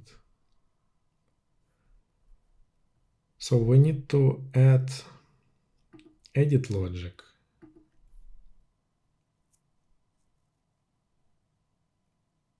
So it can load pop-up data from a database table and pre-populate this form.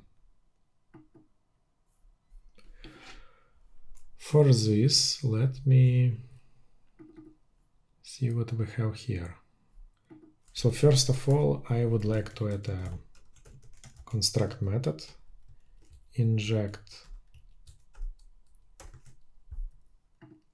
Do we have dependency get request? Yes, we have get request. So let's go ahead and read pop-up ID.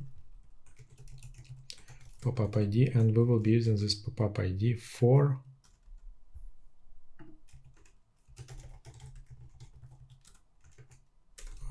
trying and loading pop-up from a database. Get by ID, pop-up ID.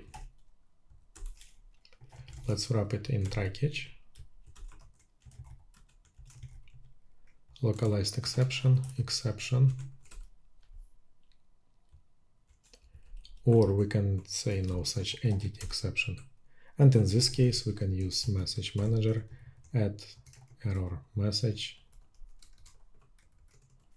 saying the pop-up with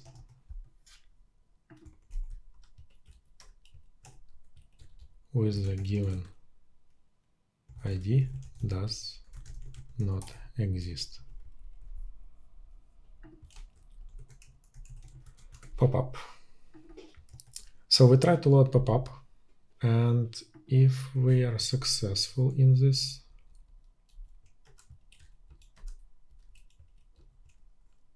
let's have a look. Get pop-up ID. If we do, we will show pop-up get name. Otherwise, it's new pop-up.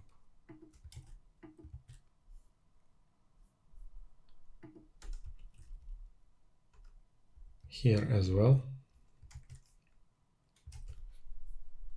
So it's step number 1.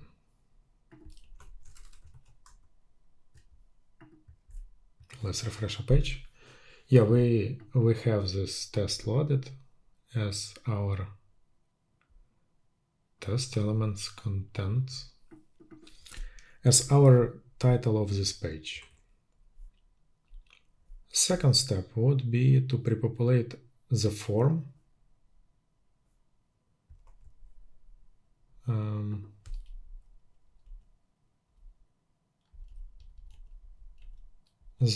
that we use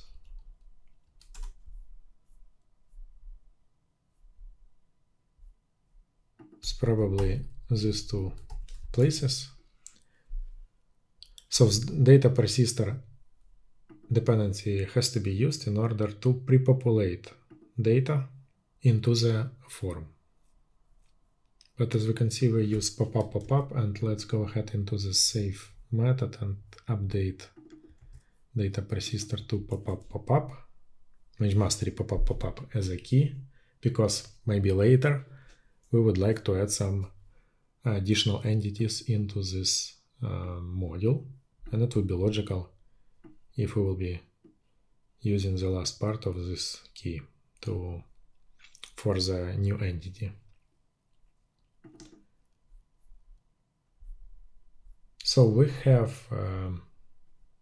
edit controller, and inside edit controller we would probably be using data persistor. So instead of core registry, to register a pop-up entity inside the data persistor.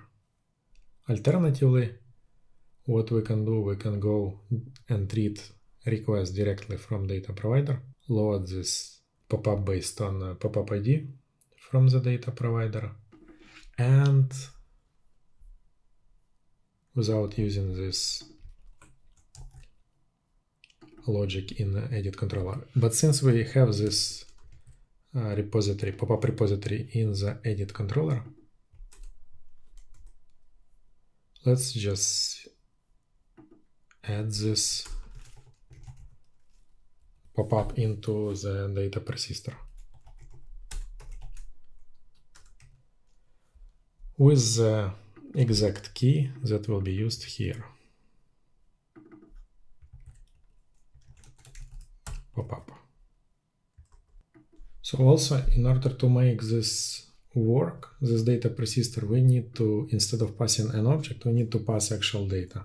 Then this data in data provider is used to be set to a pop-up object that is created from a collection get new empty item. It seems like an overhead, and there is no point of using a pop-up object and creating pop-up object. However, let's focus on the form. In order to pre-populate data, we made a copy-paste typo. So let's fix the if condition saying that if not empty loaded data, then let's try and load it. And this part of the code is responsible for us redirecting back to an edit form page in case we send post request to save controller, and that save controller for some reason throws an exception, and this data needs to be returned back into a pop-up, into a form for further processing. So let's go ahead and add something.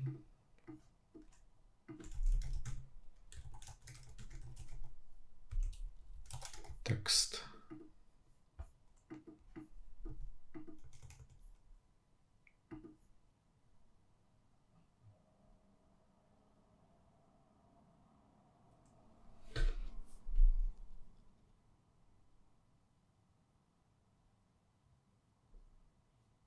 And it works. So let me also try and delete, click delete pop-up to see that it works as well. And as we can see, we have successfully removed this pop-up. A few notes about security. As you remember, we created this acl.xml file where we have a resource that is responsible for providing pop-ups match mastery pop-up management. Yeah, this resource that can be used to restrict access to some of the resources. One of the resources could be this index controller or any controller that we have in our module. If we will go into a parent class and then abstract action, we can find that there is constant that is called admin resource, and this constant is used inside isAllowed method. So what we can do, we can either copy and paste this method and provide our own constant, or we can provide value for this constant, custom value for this constant, saying match mastery.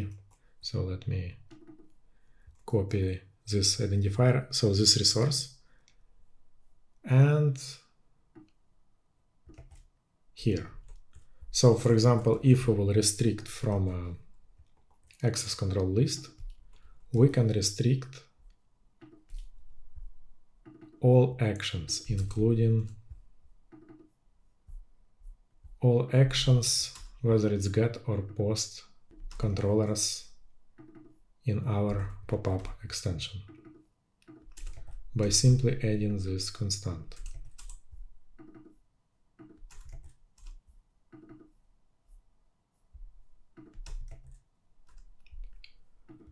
Cool. So for example, if we will go to the system, user roles,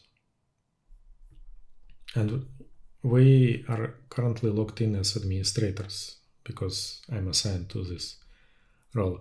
But if we will create something like pop-up role with my current password, and here I can find pop-up Mage Mastery pop-up management, and we'll select it. So let's hit save and let's try and create new user.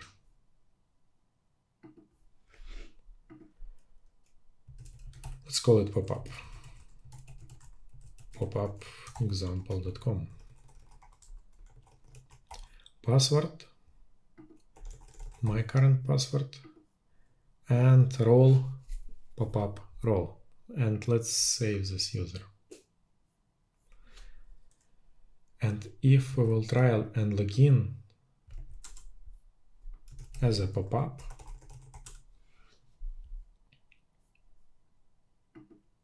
we should see only pop-ups menu item and a list of pop-ups rendered. However, we have an error. This error has to be fixed. Undefined variable pop-up on line 45. I wasn't expecting it. So we have line 45.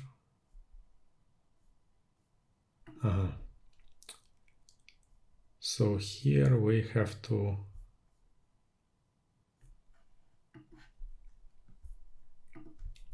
it says undefined.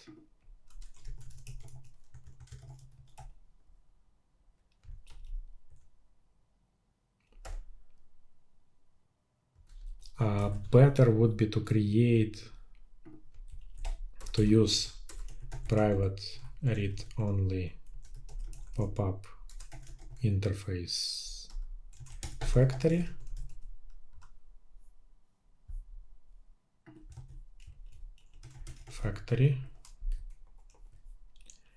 And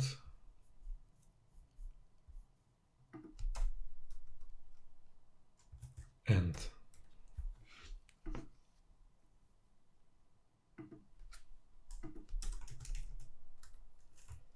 We can create a new instance of a pop-up. So let's use if pop-up ID exists, else pop-up factory,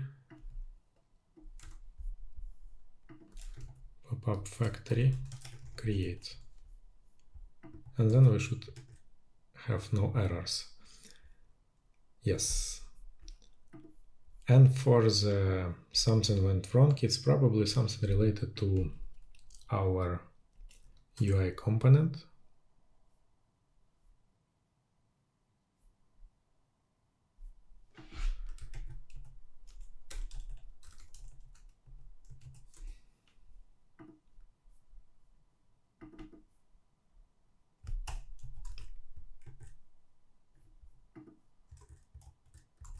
Yeah, we have to see an error.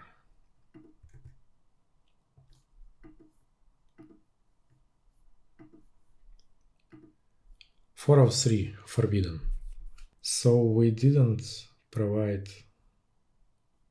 proper access to the controller that is responsible for retrieving pop-ups. So this controller is called MUI index render. That's why we have 403 from what I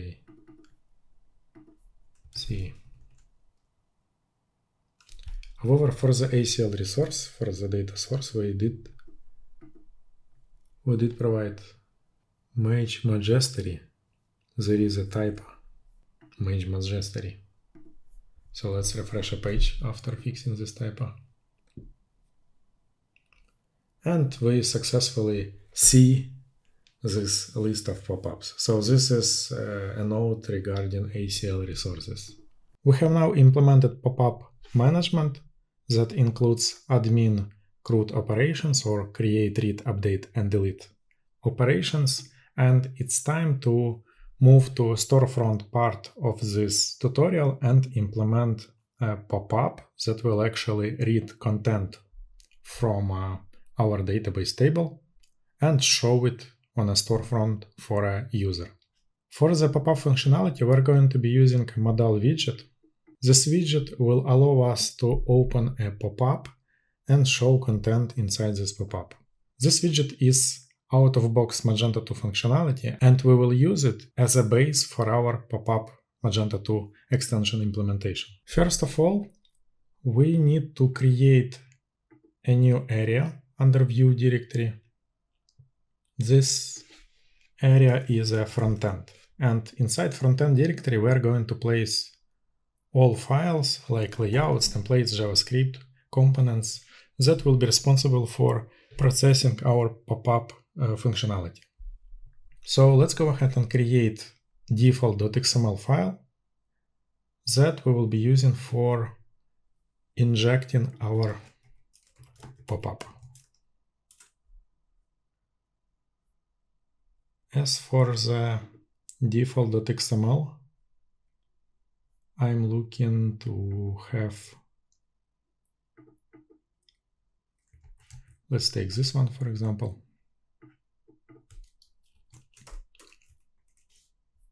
And let's do some cleanup.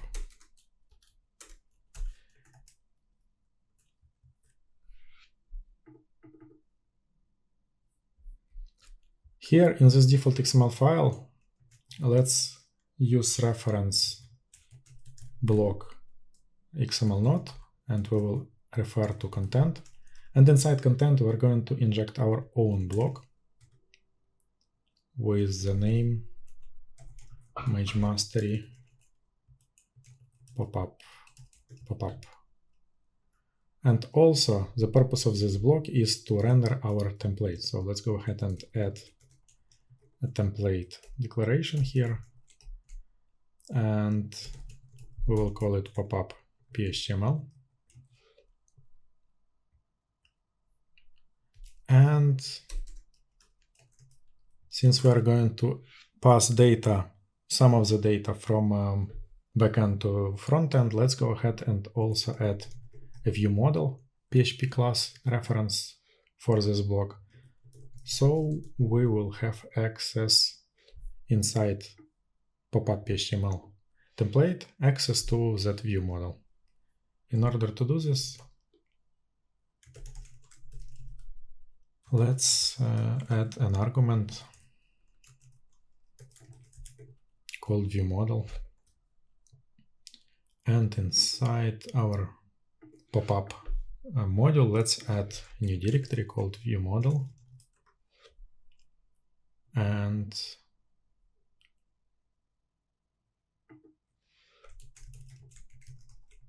let's call it class pop-up view model.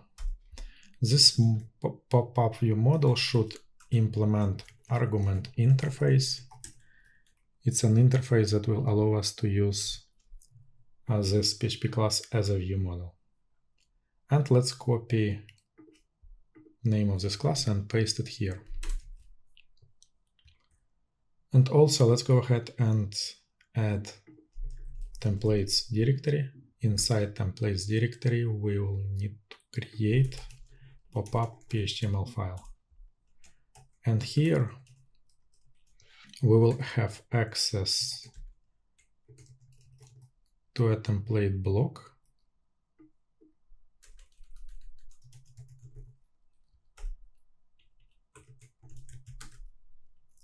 And also pop-up view model that we've just created. Let's call it view model. So view model is the name of a variable that we will be using in this template. Let me move this to the top. And here we will have logic for JavaScript component initialization. So let me first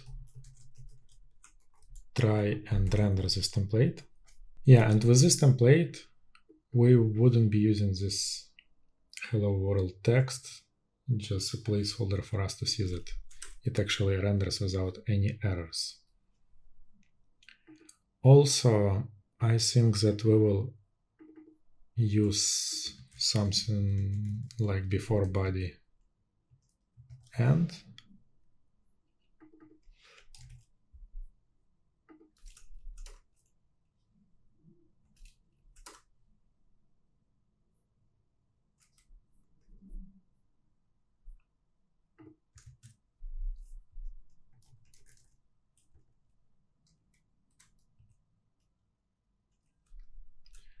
We will refer to this container instead of a block. So our JavaScript will be loaded at the very bottom of a page.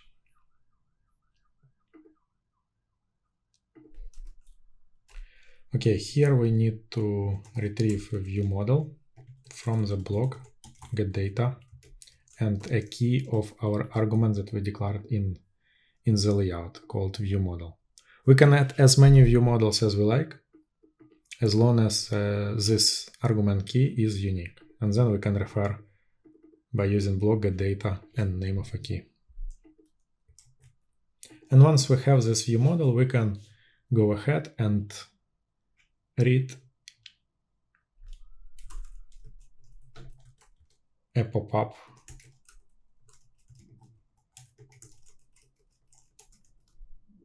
or we can say get pop-up from a database. So let's go ahead and add this get pop-up. That will return us pop-up interface. And here, let's go ahead and implement a service class that will be responsible for providing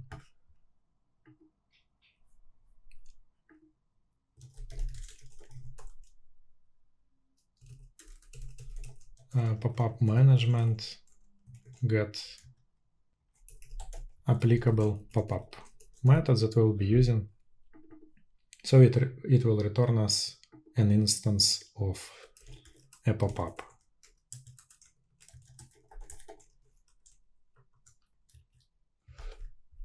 So let's go ahead and implement or copy a pop-up repository interface and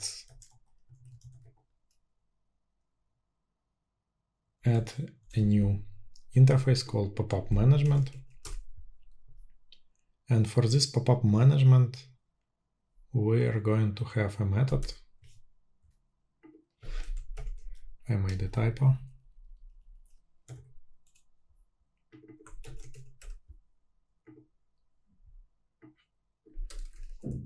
This method will be called as per view model get applicable pop-up.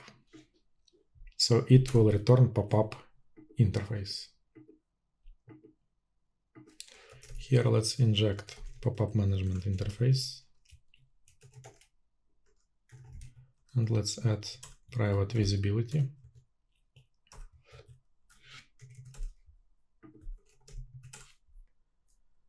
Alright, as for a view model, we finished this implementation. So basically, I don't think that we will be changing this implementation of a view model class.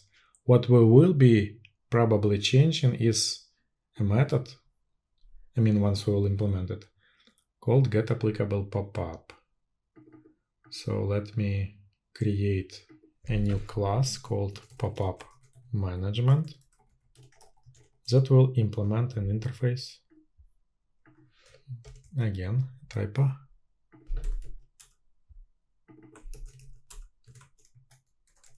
Implements pop-up management interface. And here we have a method get applicable pop-up.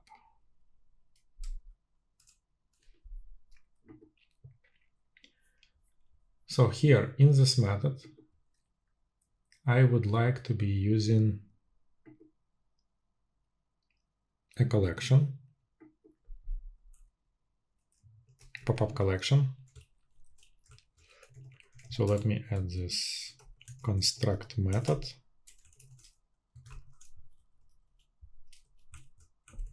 Construct. And here we will use private read-only collection factory for our pop-up collection. This collection factory is responsible for creating a new instance of pop-up collection.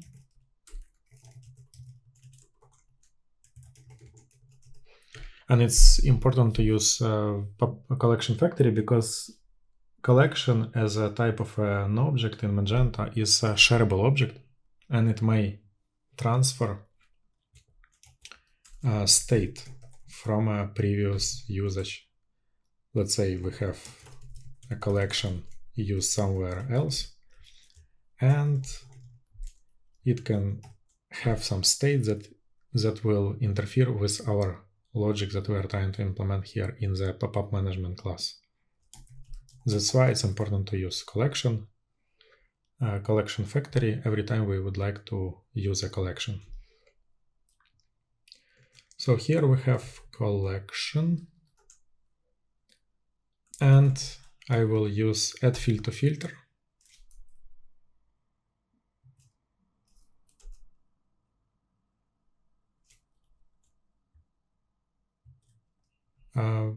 And I will add as is active field.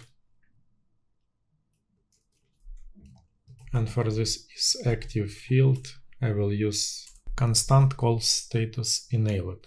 So basically it means that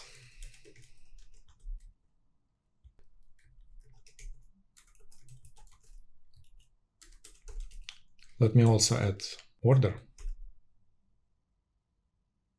And I'm going to use pop-up ID. Yeah, pop-up ID. In pop-up ID, we have sort order desk. And it means that we will load get first item from a database table. And we will return this pop-up back from get applicable pop-up method.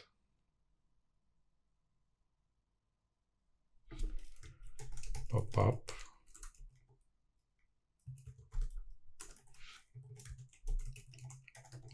interface and return pop-up.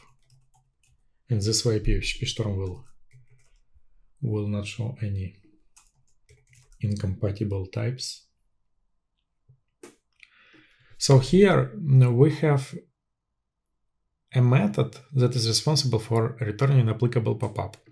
Later, if we need to change anything, like we will decide to add some more complicated logic in order to load a pop-up, we can change only this method and add some filters, some ordering, and so on.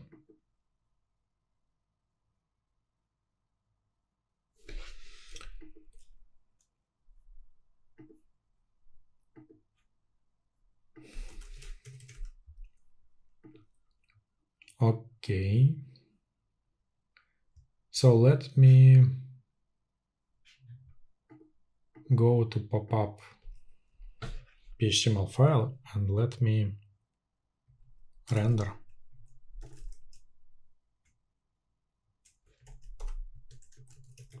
pop-up get name. So we can see that our logic works. What am I missing here is a preference for pop-up management interface.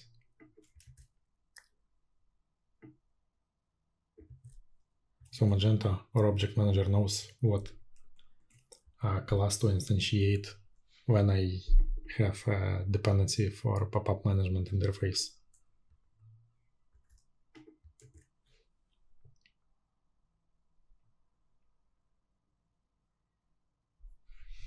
So we have custom pop-up 222 rendered from a database.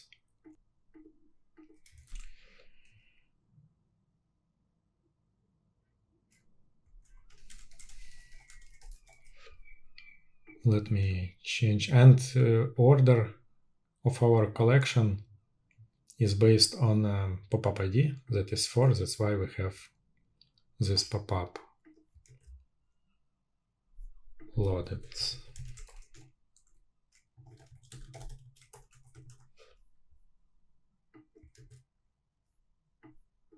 Yeah, so, and if we will change status,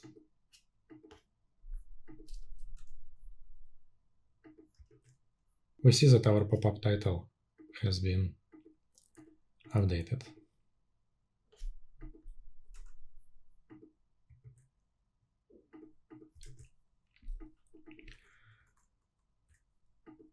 All right, so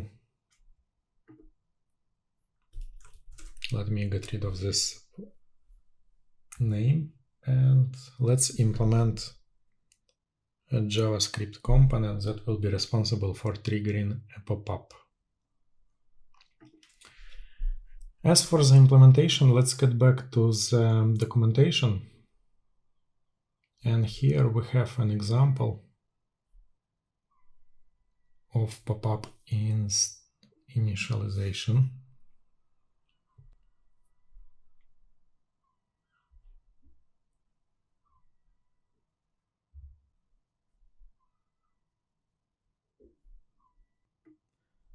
So let me copy this code sample, paste it here.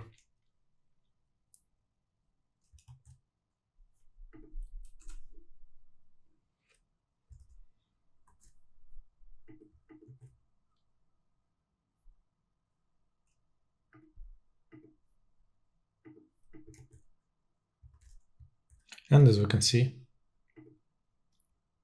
we are missing this part.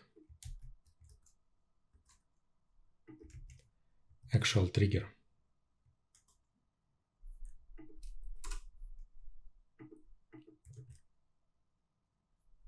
Click here. So we have a pop-up, we have everything, it's initialized, but it's not enough for us because we need to do a few adjustments. First of all, we're not going to use a button as a trigger. We will implement our own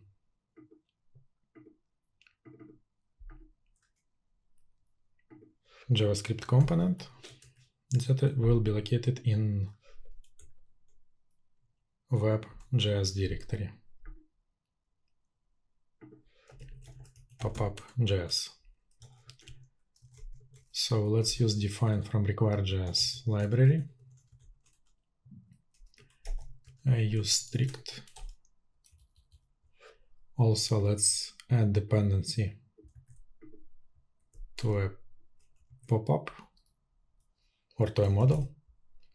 Let's inject it and return function of async options.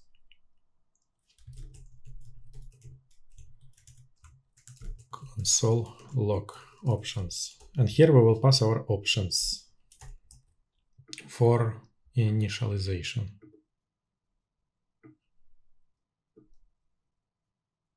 So instead of this name of a component, let's go ahead and rewrite it.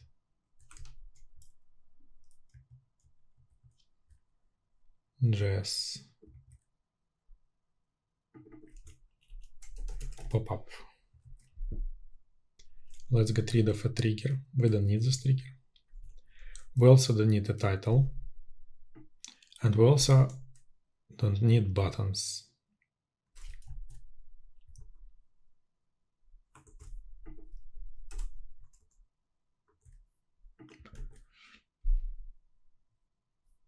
Inside pop-up.js, we passed responsive true and type pop-up.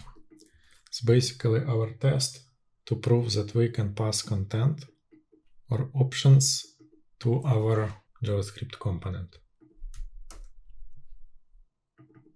So what we're going to do, let's define options, and this one will be renamed to settings. And here we will be passing timeout.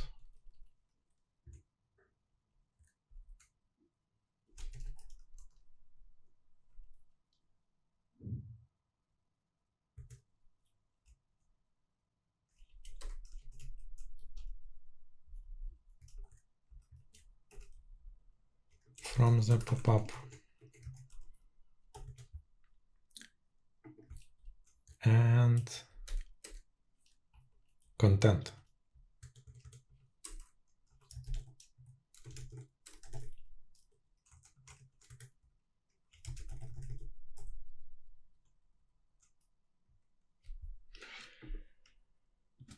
Content console log settings. Here we will pass or prepare settings options that will be used by a model pop-up.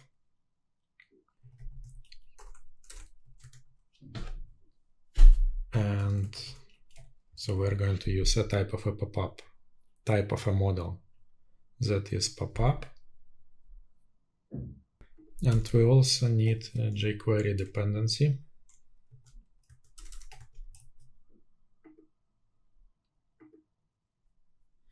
Okay, so we don't have anything rendered here on the bottom, and we have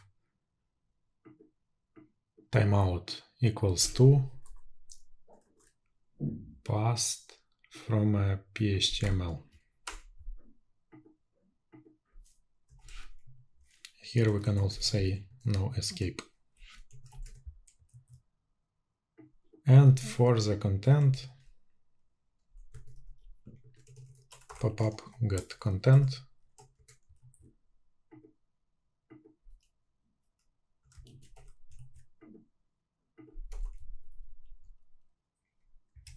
We will pass content.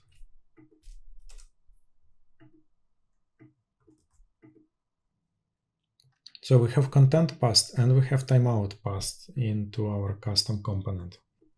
As for the content, we are going to pass this content into our pop-up.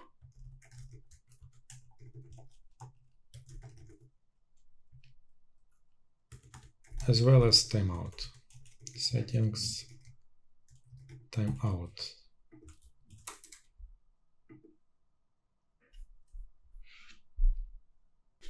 So here we will need to also pass. Actually, let me get rid of this. Auto open equals true. So instead of a trigger via button. And we will be using a jQuery in order to create a new model.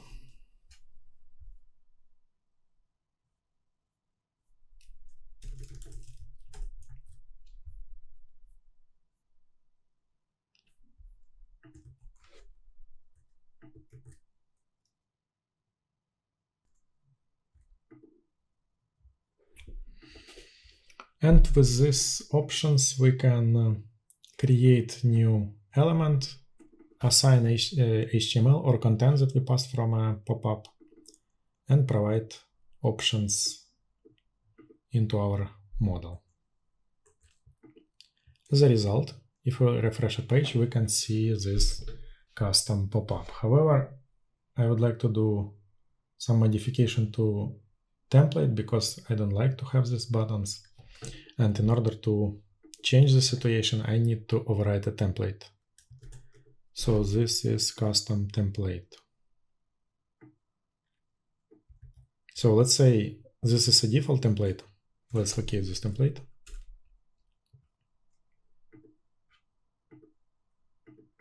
I will pop up.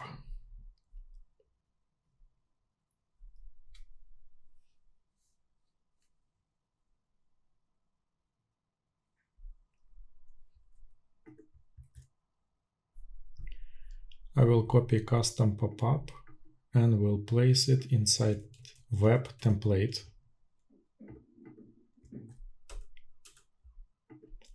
Directory. And we'll rename it. So here I have some elements that I would like to get rid of. First of all, it's header. We're not going to use header. And then we're not going to use footer for buttons.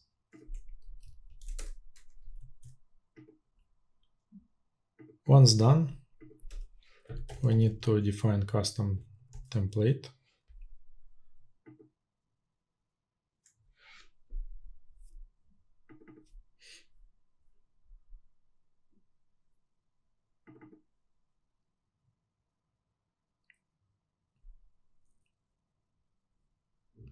And we can refer to a model class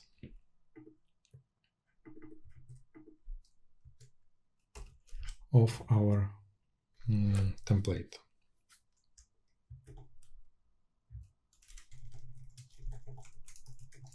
Mage mastery pop-up. Also, let's go ahead and add our template so it's loaded. Mage mastery pop-up, and it has to be just pop-up. And we also have to provide suffix .html and a text, so we can refer to it as a template. And as a result, we can refer as a pop-up template option and pass template to the model initialization.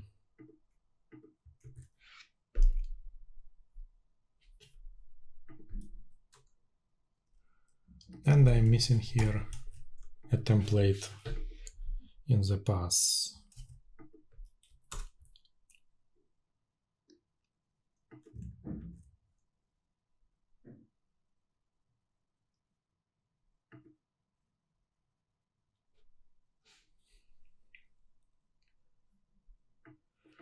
So we have our custom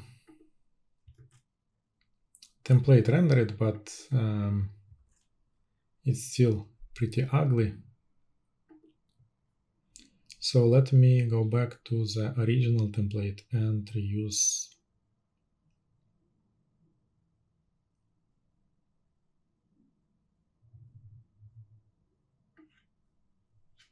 X model inner wrap.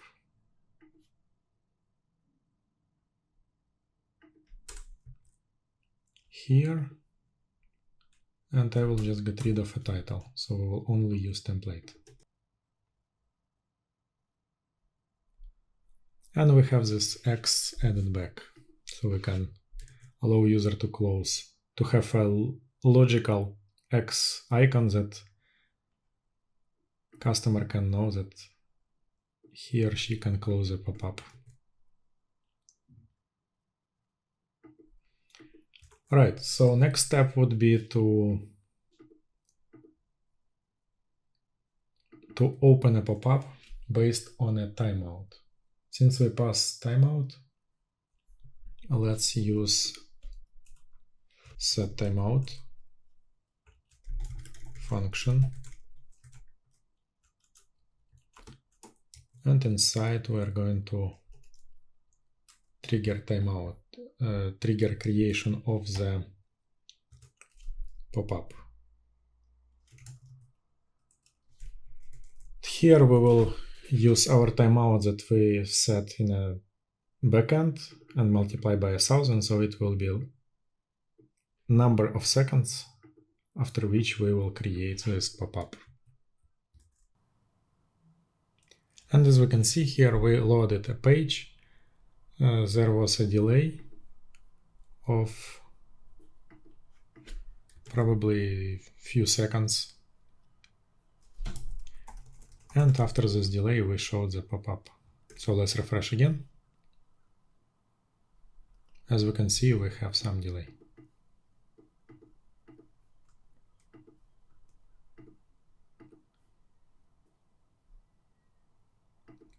So let's see what we have here. It's 2 seconds as far as I remember. Yes.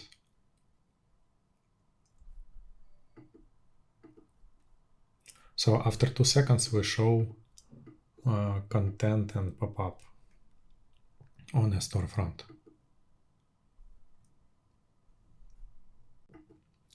And lastly, in our pop-up implementation, we are missing a feature that will allow us to show this pop-up only once. And then once a user closes the pop-up, we will set a cookie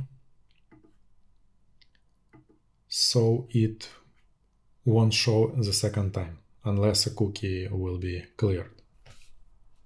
In order to do this, let's go ahead to our pop-up component and let's add cookie name. Let's call it Image Mastery pop-up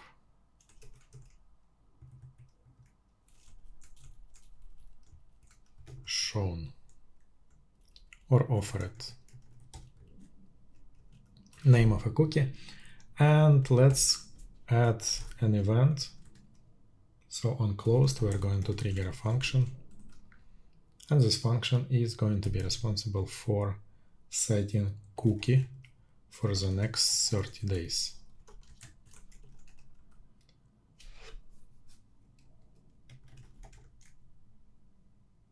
Expiration.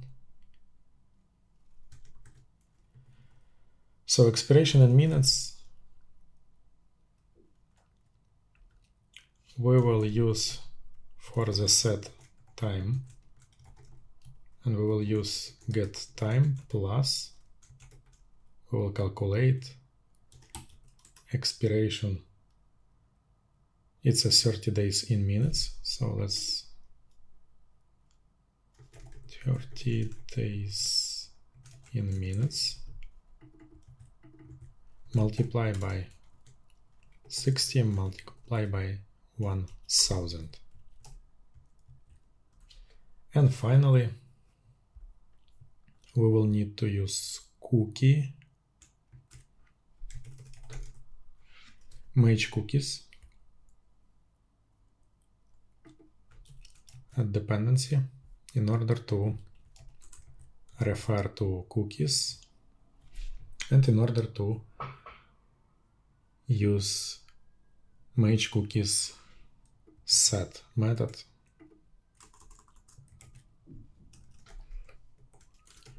and set cookie name equals 1 and options expires date. So the date we've just calculated as 30 days from now. And what else we will check? We will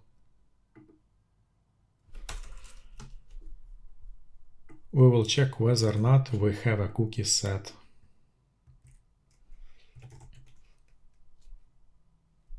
Cookie name. If it's set, we will return from our function. So we will not execute creation of a pop-up.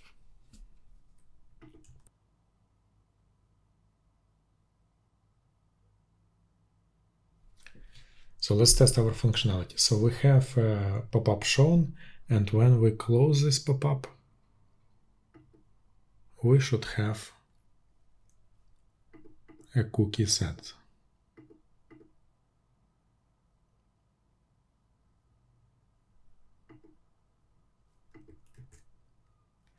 And as we can see, we have a new value added into cookie storage called Mage Mastery pop-up offered equals 1.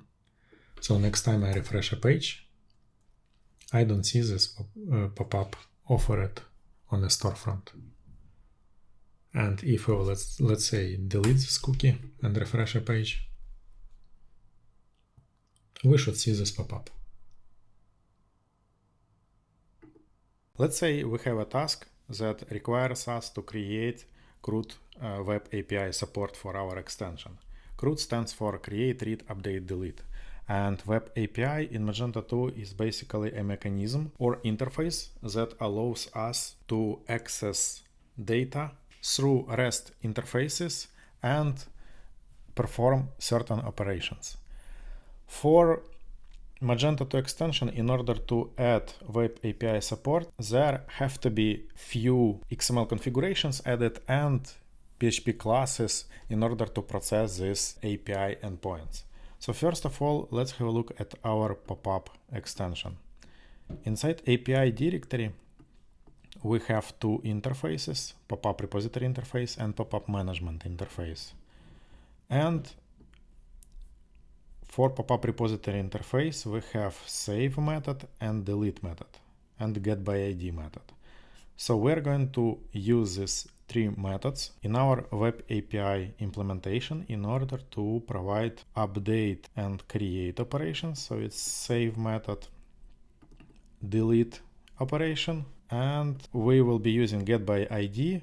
However, we're missing a method that is called get list.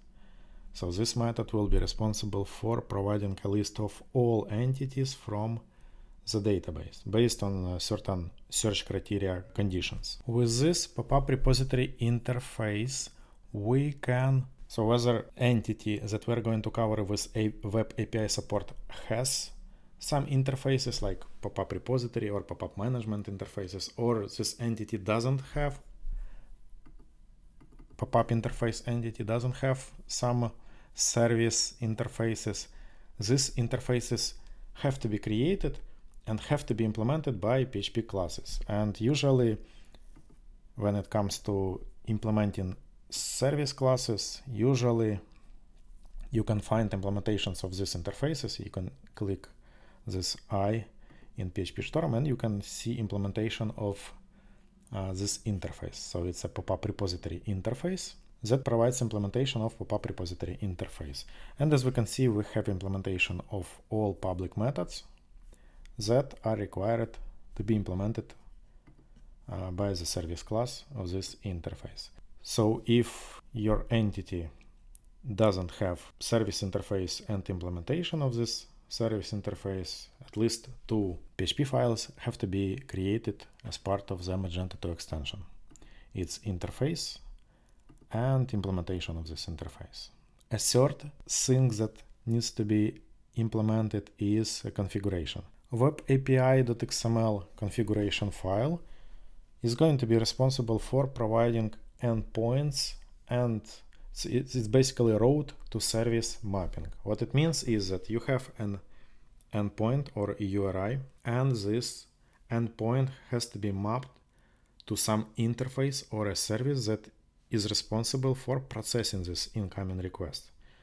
And since it's web API configuration and we are going to create CRUD support, create, read, update, and delete, it's also important to have a method or HTTP method mentioned as part of the web API.xml configuration file. So let's have a look at one of the existing web API.xml files. Let's open vendor, Magento, and module CMS, etc directory, where there is a web API.xml file located. And inside this file, what we can see, we have a list of routes for different operations for the entity that is called page or CMS page. As we can see, we have a URL that is responsible for mapping our endpoint and service HTTP method. So as we can see, we have get, post, put, and delete, as well as a service class or interface that is responsible for providing this processing logic for a route, a method of an interface. So here for the class we can put both, whether it's interface or a PHP class name. In this example it's an interface, and if we're going to use interface name, we have to use di.xml configuration file to provide preference for this interface, and we have to mention what service implements this interface or a preference for this service. And also we have configuration for resources, so it's ACL, access control list, mention or reference that allows to restrict access to certain web API endpoints. Let's go ahead and implement web API support for our pop-up extension or entity that is implemented by the pop-up extension for Magento 2.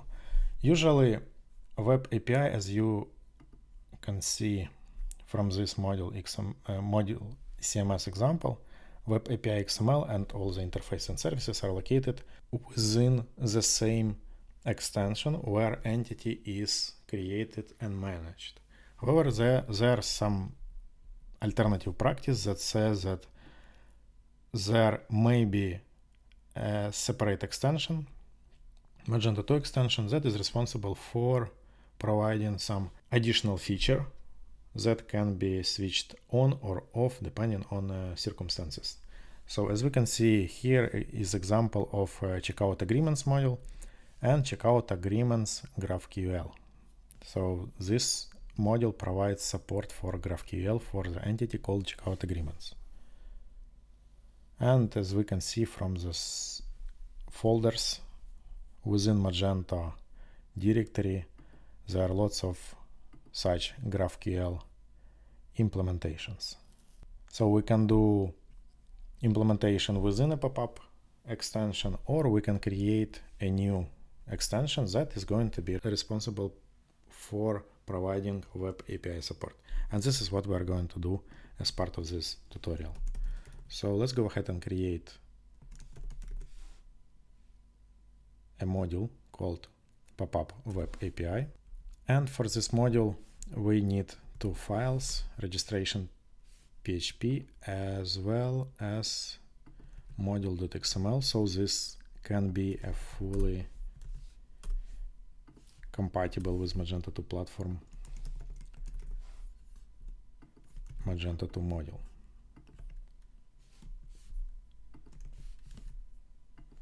So this is our minimum configuration, and let's go ahead and enable this module by running bin Magento module enable command and name of the component or a package, so magemastery underscore pop-up web API. And bin Magento setup upgrade to install this extension. Alright, so let's go ahead and create web API.xml file, and this file will be similar to a file from module CMS, however with a few modifications that we're going to perform in order to make this file compatible with our requirement. And our requirement is to provide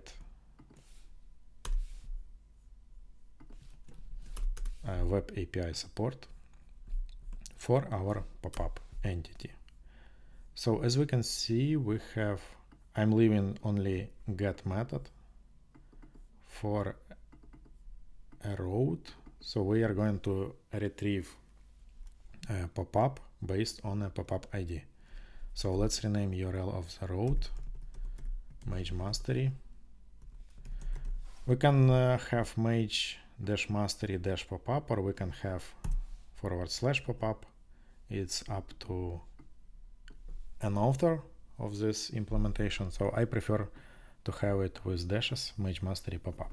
And here, instead of page ID, we're going to have popup ID and method get. We do have get by ID method, so if we open popup repository interface, we have get by ID, and it's a popup ID integer. So let's copy reference and let's paste it as a name of the service. And if you have this interface used, make sure to check di.xml configuration. That should provide a preference configuration for this interface. So as you can see, we have interface, and type of a preference that implements this interface is popup repository PHP class. If it doesn't exist, we have to create di.xml configuration file and add this preference on our own. And for the resources, usually how I perform implementations of Magento 2 extensions, I make a smallest change and I would like to see the result of this change. And in this scenario, if I would like to see a result of my implementation, correct implementation of a web API.xml configuration file, here instead of providing a meaningful resource name like mage mastery popup, like here in acl.xml, we have name of the resource. I need to be able to quickly check that at least 2 out of my 3 configuration settings in this web API.xml are correctly written and can be used further for my implementations. So here, instead of Magento CMS page, I would like to use anonymous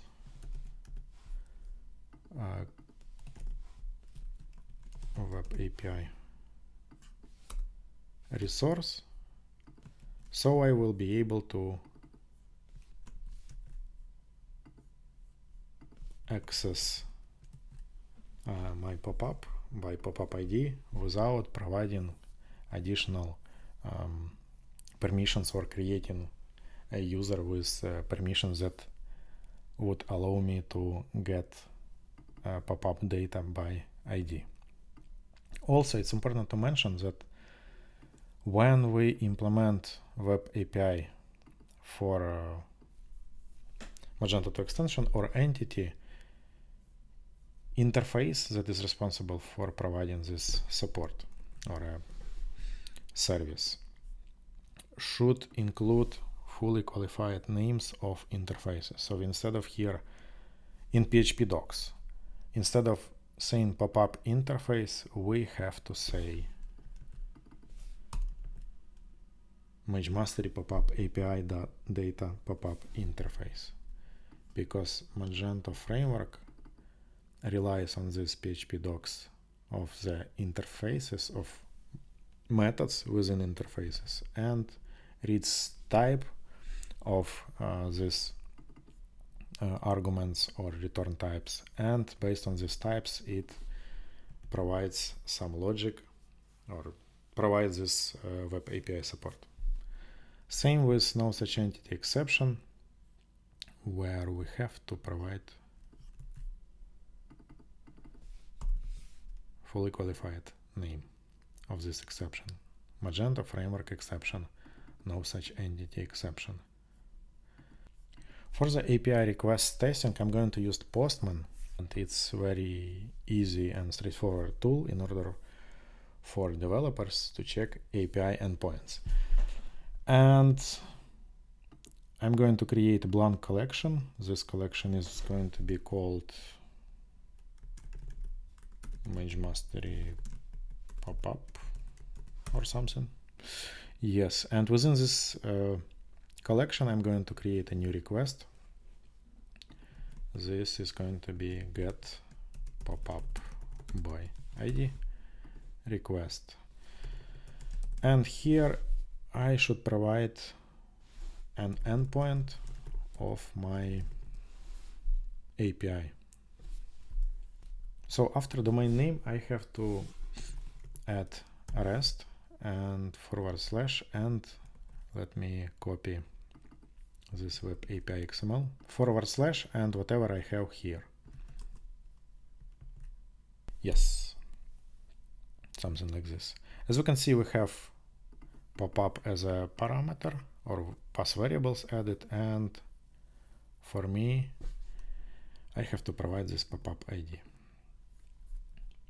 In order to understand what pop-up ID to use, let's go ahead and open phpMyAdmin, and let's check a table MageMastery pop-up. And as we can see, we have 3 and 4 as our identifiers. Yeah, so I'm going to use 3 in order to retrieve pop-up by ID equals 3. And if your Magento 2 setup is configured in a developer mode, you can see a message as well as trace of the exception or error. And in my scenario, as I said, that Magento 2 is very picky when it comes to doc blocks and web API implementation. And for the pop-up interface, I have to provide PHP docs in order for this web API to be up and running. So let's go ahead and add missing PHP docs.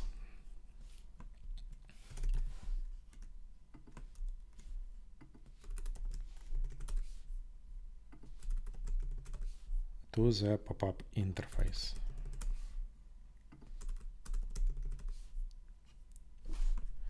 So here I'm going to use void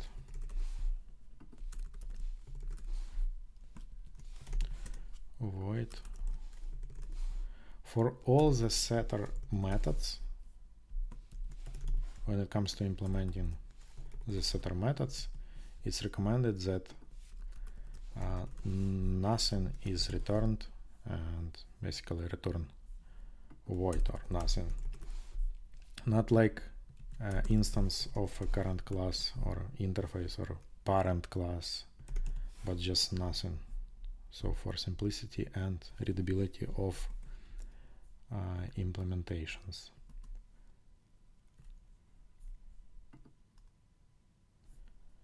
And we have HTTP GET implemented, and as we can see, we have pop-up data retrieved from a database with all the fields that are covered by pop-up interface. Let's go ahead and change pop-up ID to be 4. Yeah, and we have new data retrieved. And in case of non-existent pop-up ID, we have a correct error saying the pop-up with ID 2 does not exist.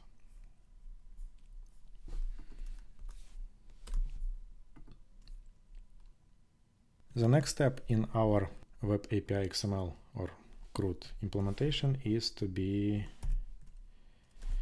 let's see, we can implement delete operation or creation of a new pop-up entry in our database table.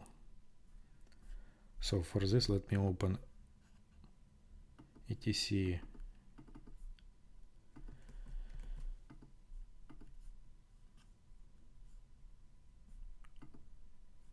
we can actually implement put operation. Let's go ahead and implement put.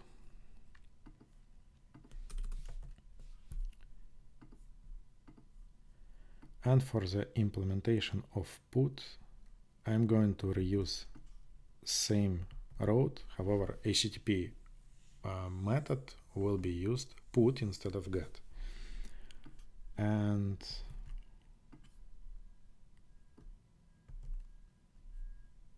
I am going to use same resource, pop-up repository interface, save method. I do have save method. The only difference is that I probably have to have page repository save. No, it's fine. So I will provide ID and of the pop-up, and we will be able to store an updated pop-up using save method of pop-up repository. Also, as we can see, we have void here as a return type. Ideally, for create and update operations, we would return at least entity ID. In our case, it's pop-up ID. So when we create a new instance of a pop-up, we will retrieve this pop-up ID so we can further use in our implementations. So we do have implementation of a save. We need to do just testing, and let's go ahead and add a new request and add request update pop-up. We will reuse this endpoint. However, instead of get, we're going to use put. And pop-up ID is going to be 3. But we need to also send somebody.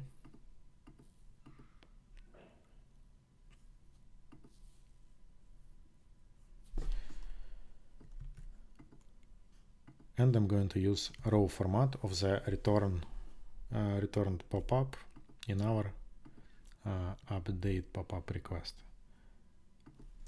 And I'm going to use updated. I'm going to use name as something I'm going to update, and content. I'm not going to send created at updated at.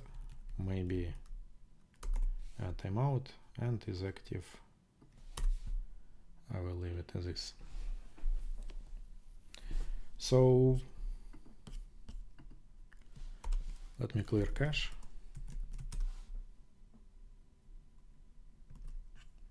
And let's hit send so we can see what has changed.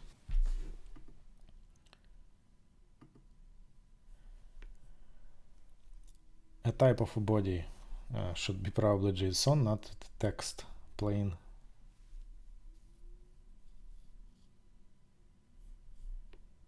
And pop-up field name is required. So we need to get back.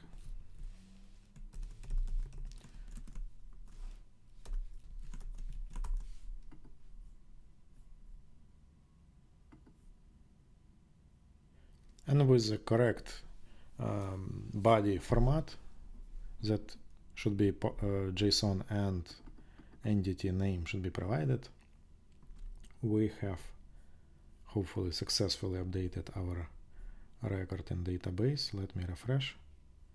Yeah, and as we can see, we have updated, and updated at also has been updated, and as well as timeout. What's missing here is a return type of our save method. So let's go ahead and fix this return type. So this should be integer. It's going to be a pop-up ID that we will be returning. Return integer, or we can skip this part because we do have interface, and this interface method get pop-up ID returns integer, because sometimes when you use, for example, customer or product or category entities, you would need to cast a primary key or entity ID to the correct type.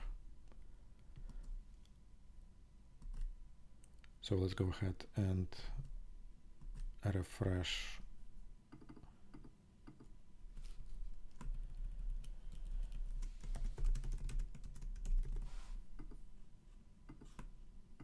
body.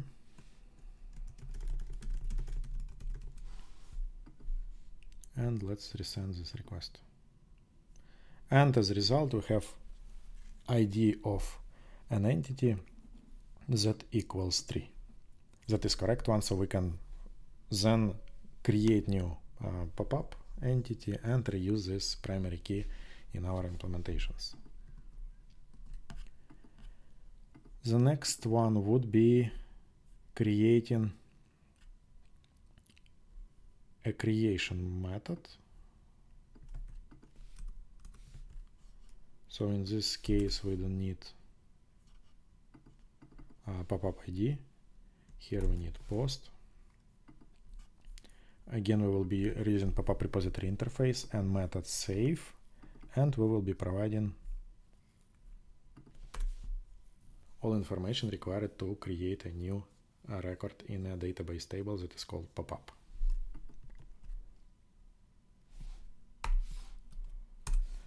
Let's clear cache. And let me hit refresh. Yeah, so we have an updated pop-up. What I'm looking to do in a Postman, I would need to create a new request. Add request.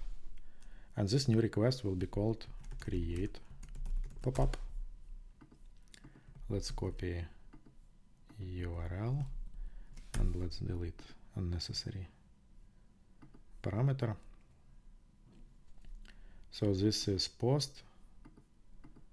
Format of the body is JSON, and let me copy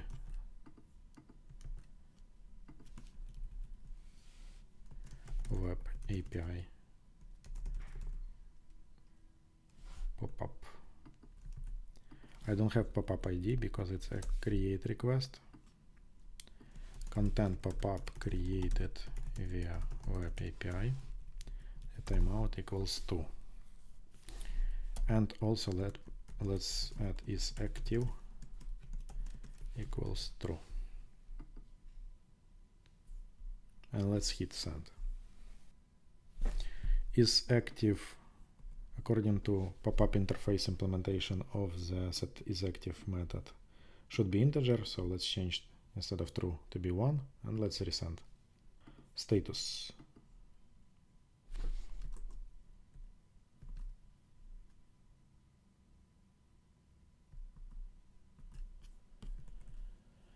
Status, where is my set is active?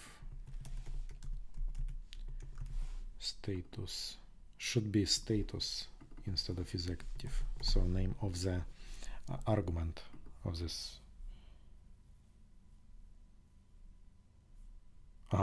So as we can see, we cannot really use status because we need to have get status and set status methods. And if we will get back to the idea of using is active, then we need to have integer is active,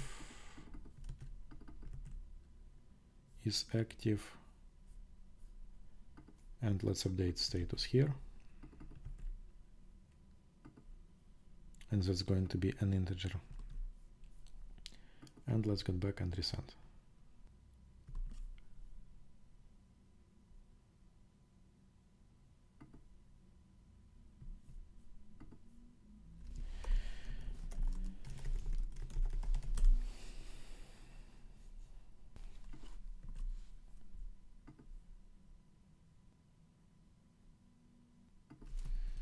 And if we remove this argument, we can successfully create a new pop-up with pop-up ID equals 6. So let's go ahead and try and pop-up ID 6 and retrieve it.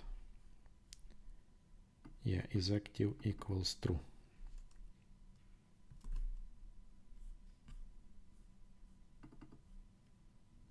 So as we can see, we have mismatch in argument and return type of is active, where for is active here we use integer and here we retrieve boolean value.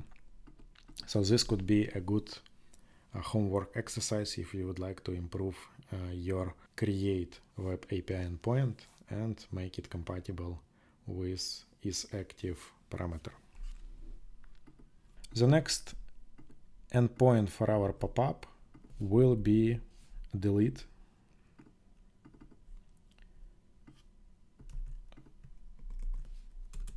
And let's have delete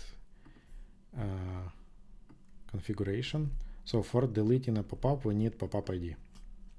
And for pop-up repository interface, we're going to use delete method. Let's go ahead and check whether we have delete. And as we can see, we have a delete method inside the pop-up repository interface. What I'm thinking is that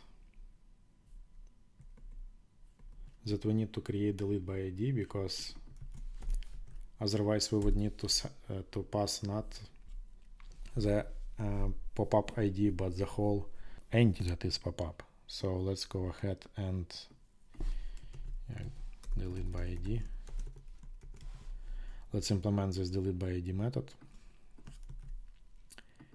or add. And what else do we need? We need PHP doc. Here we need boolean, and here we need pop-up ID, integer pop-up ID, and implementation of this by ID, integer pop-up ID, and boolean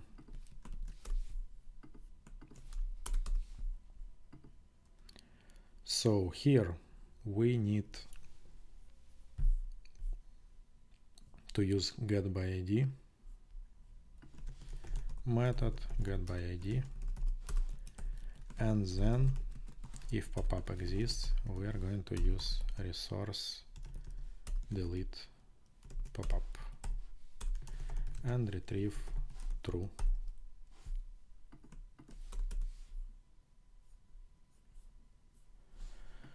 True as a result, or false, but for false we need to catch all exceptions and log these exceptions in our logger by using PSR logger interface dependency of this pop-up repository PHP class, and log these exceptions and retrieve false as a result.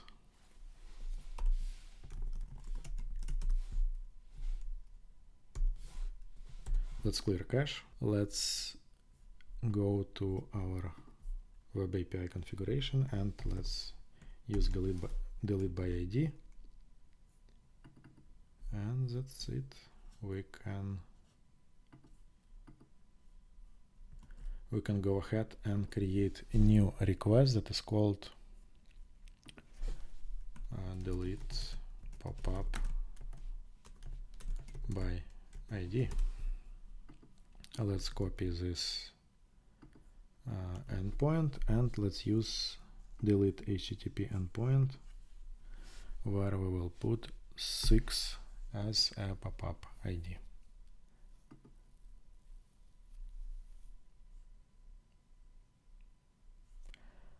A response that equals true means that we've successfully deleted this pop-up from a database table.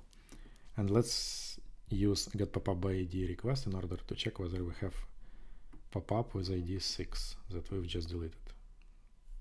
And as we can see, the pop-up with ID does not exist, which means that we've successfully deleted that pop-up. And finally, for the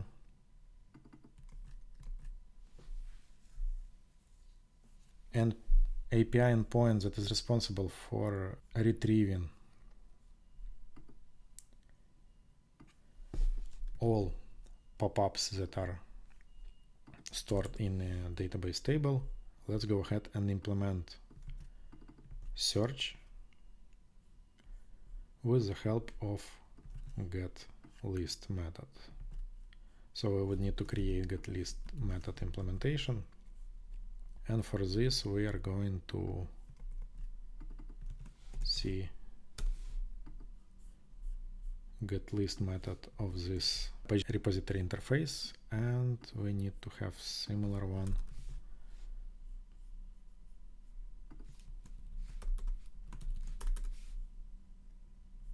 in our pop-up repository interface. As we can see, we have page search results interface. This is something we need to add with get and set items. So what I'm going to do, I'm going to copy this interface and add it as part of pop-up extension.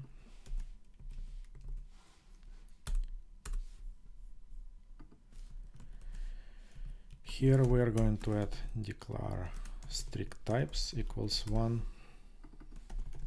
correct namespace, pop-up data. We will get rid of PHP doc. We will rename interface,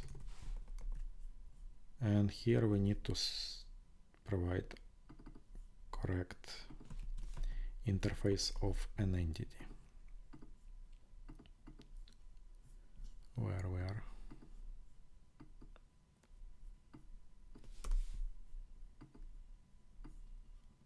So this get items provides an array of pop-ups, and set items allows to set items.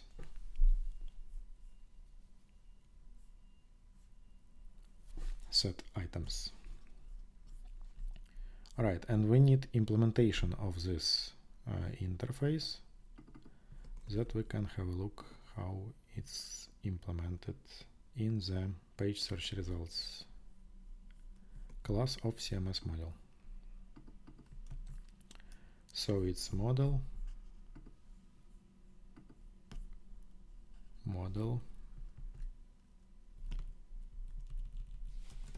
pop-up search results.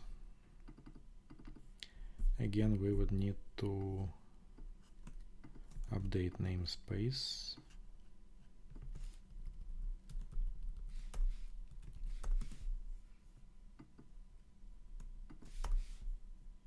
Pop-up. Here we need to provide correct interface name.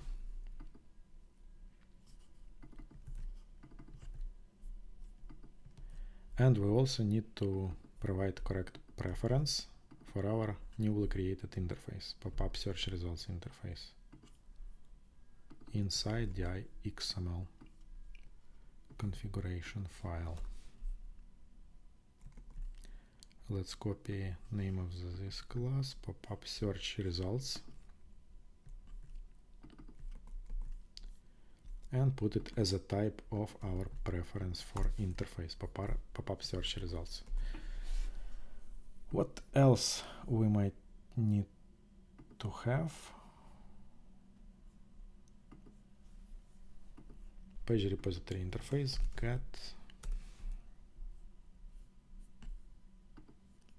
get list.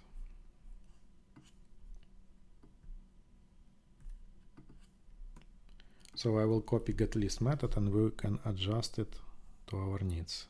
And this method will go into the pop-up repository. At the very end, we are going to put this method at the very end of our PHP class. We miss 3 dependencies: pop-up collection factory, collection processor, and search results factory. So pop-up collection factory is something we have. Collection processor, we need to add it. So it's existing collection processor. I don't think that we will be creating a new one. Yes, as you can see, it's Magento Framework API Search Criteria Collection Processor Interface. So it's going to be a virtual type for our pop-up repository. Let me add private read-only collection processor as a dependency. And since we are using PHP 8.1, we can use private read-only in a construct method of a PHP class and minimize amount of code, boilerplate code we can write for a Magento 2 extension. So we have collection processor that will help us with criteria and collection. Then we need pop-up collection factory. Pop-up collection factory.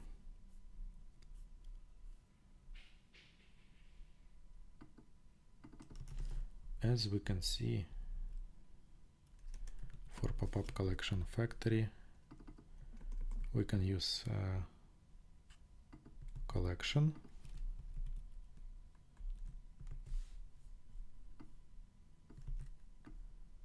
And we can create an instance of this collection with the help of auto-generated collection factory class. And we will inject this as a dependency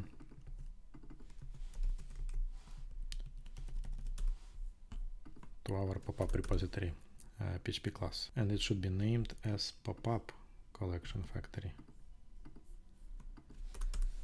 Well, it could be named as a collection factory, but for the sake of having this in order and for clear understanding when we read this getList method, we're going to use pop-up prefix for our class variable. And search results factory. So this is going to be search results interface factory. Search results interface factory. A name of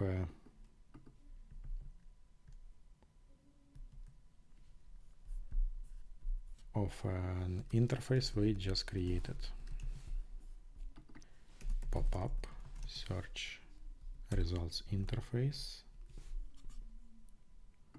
Pop-up search results factory. And here we will add factory.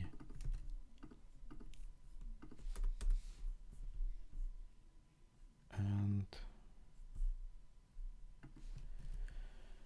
factory. Pop-up search results factory. As a third dependency that is missing for our getList method. So it seems like we have everything we need. So what's happening here? We create a new instance of a collection. We pass it through collection processor and process method with any search criteria we provide. And then we can add some customizations or some additional filters, sort capabilities or preparations for the collection before this collection will be loaded. And then we trigger get items where collection actually loads data from a database table, and we create new search results. So it's a PHP class that we've just created with interface, and we put search criteria, items, and total count of these items. Not sure why do we have it, but still. So here we can also add pop-up search result interface. And as we can see, we don't have this method.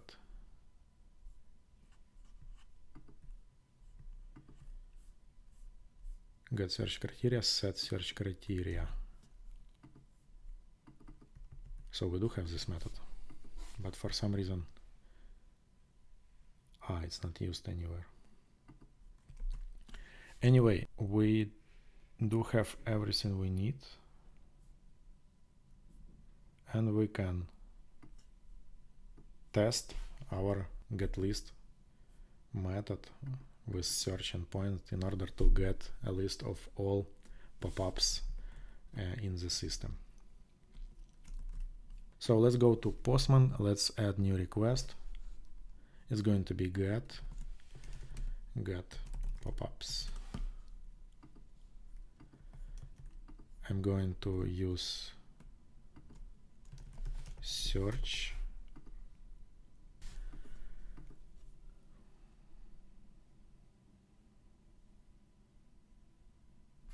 and I miss here search criteria. Search criteria equals empty. I probably forgot to clear cache, and this is what needs to be done before sending the request. And it doesn't like the fact that I have get is active instead of is active, because is active is a boolean, and it expects me to have just is active. Or alternatively, I can probably have is active, and implementation of get is active would be similar to get is active, but get is active probably has to be converted to integer. And as a result, we can see that we have a new response that provides a list of all available pop-ups in the database table. So for example, if we will go ahead and create a new pop-up, and we will get back and execute search, we can see that we successfully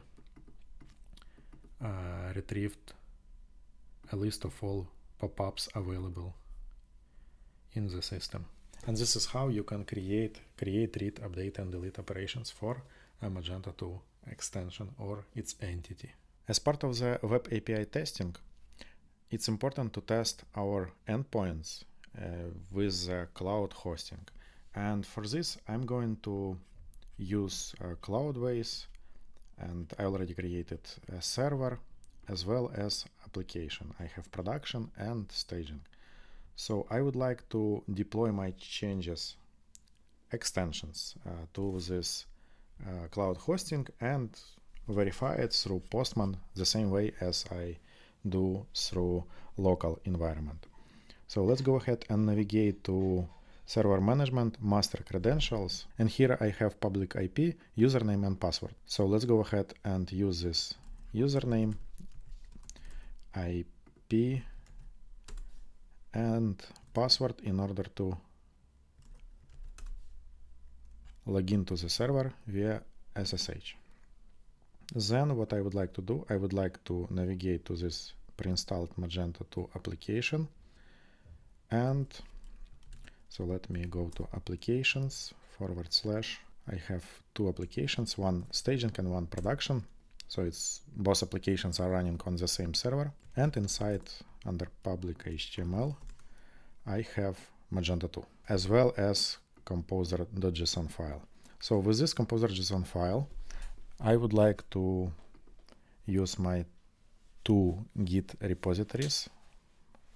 First one is pop-up, Magento 2 video, and second one is pop-up web API. Both of these repositories has composer.json file. So I'm going to install these two Magento 2 extensions using Composer Package Manager. In order to do this, let's go ahead and run command composer config repositories and name of the repository, git, it's a type of a repository, and SSH URL of this repository.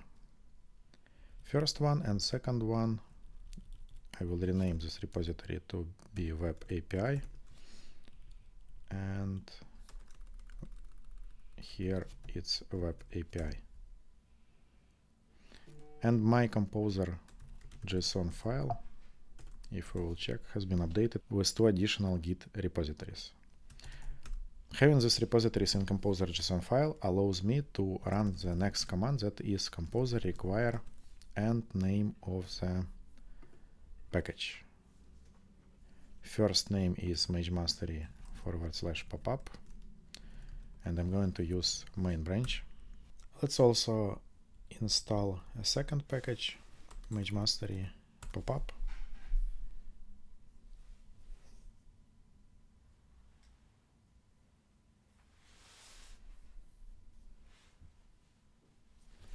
And let's execute bin Magento module status command to see a list of disabled modules.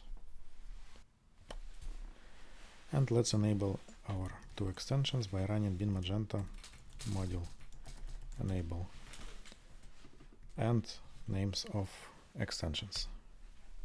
And let's execute bin Magento setup upgrade. And let's go back to our Cloudways admin panel and find access details and application URL. So this URL will be used for our postman.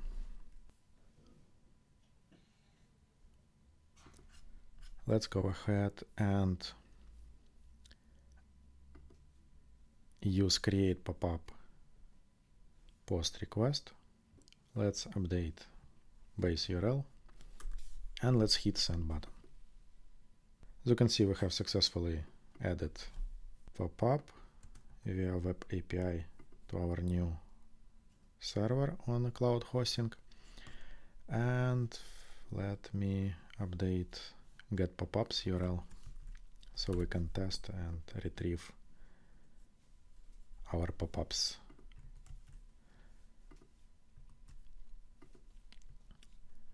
So if I will run HTTP GET request via my browser, as we can see, we have two pop-up elements retrieved as a response to our REST API request. And now you can be sure that your web API implementation works correctly, you tested successfully using a remote server, and you can share these credentials with your colleague, whether it's QA or a project manager or even a client who needs to see your API endpoints and test with it so you can go and release it to production environment. And if you would like to know more about Cloudways hosting, I've created a separate video where I explain every element of server and application creation. Make sure to check this video. And if you are looking to create your own server for Magento 2 e-commerce website, I have a link below the video in the description. And this link will give you a huge discount for your account creation. So make sure to check Cloudways if you need hosting.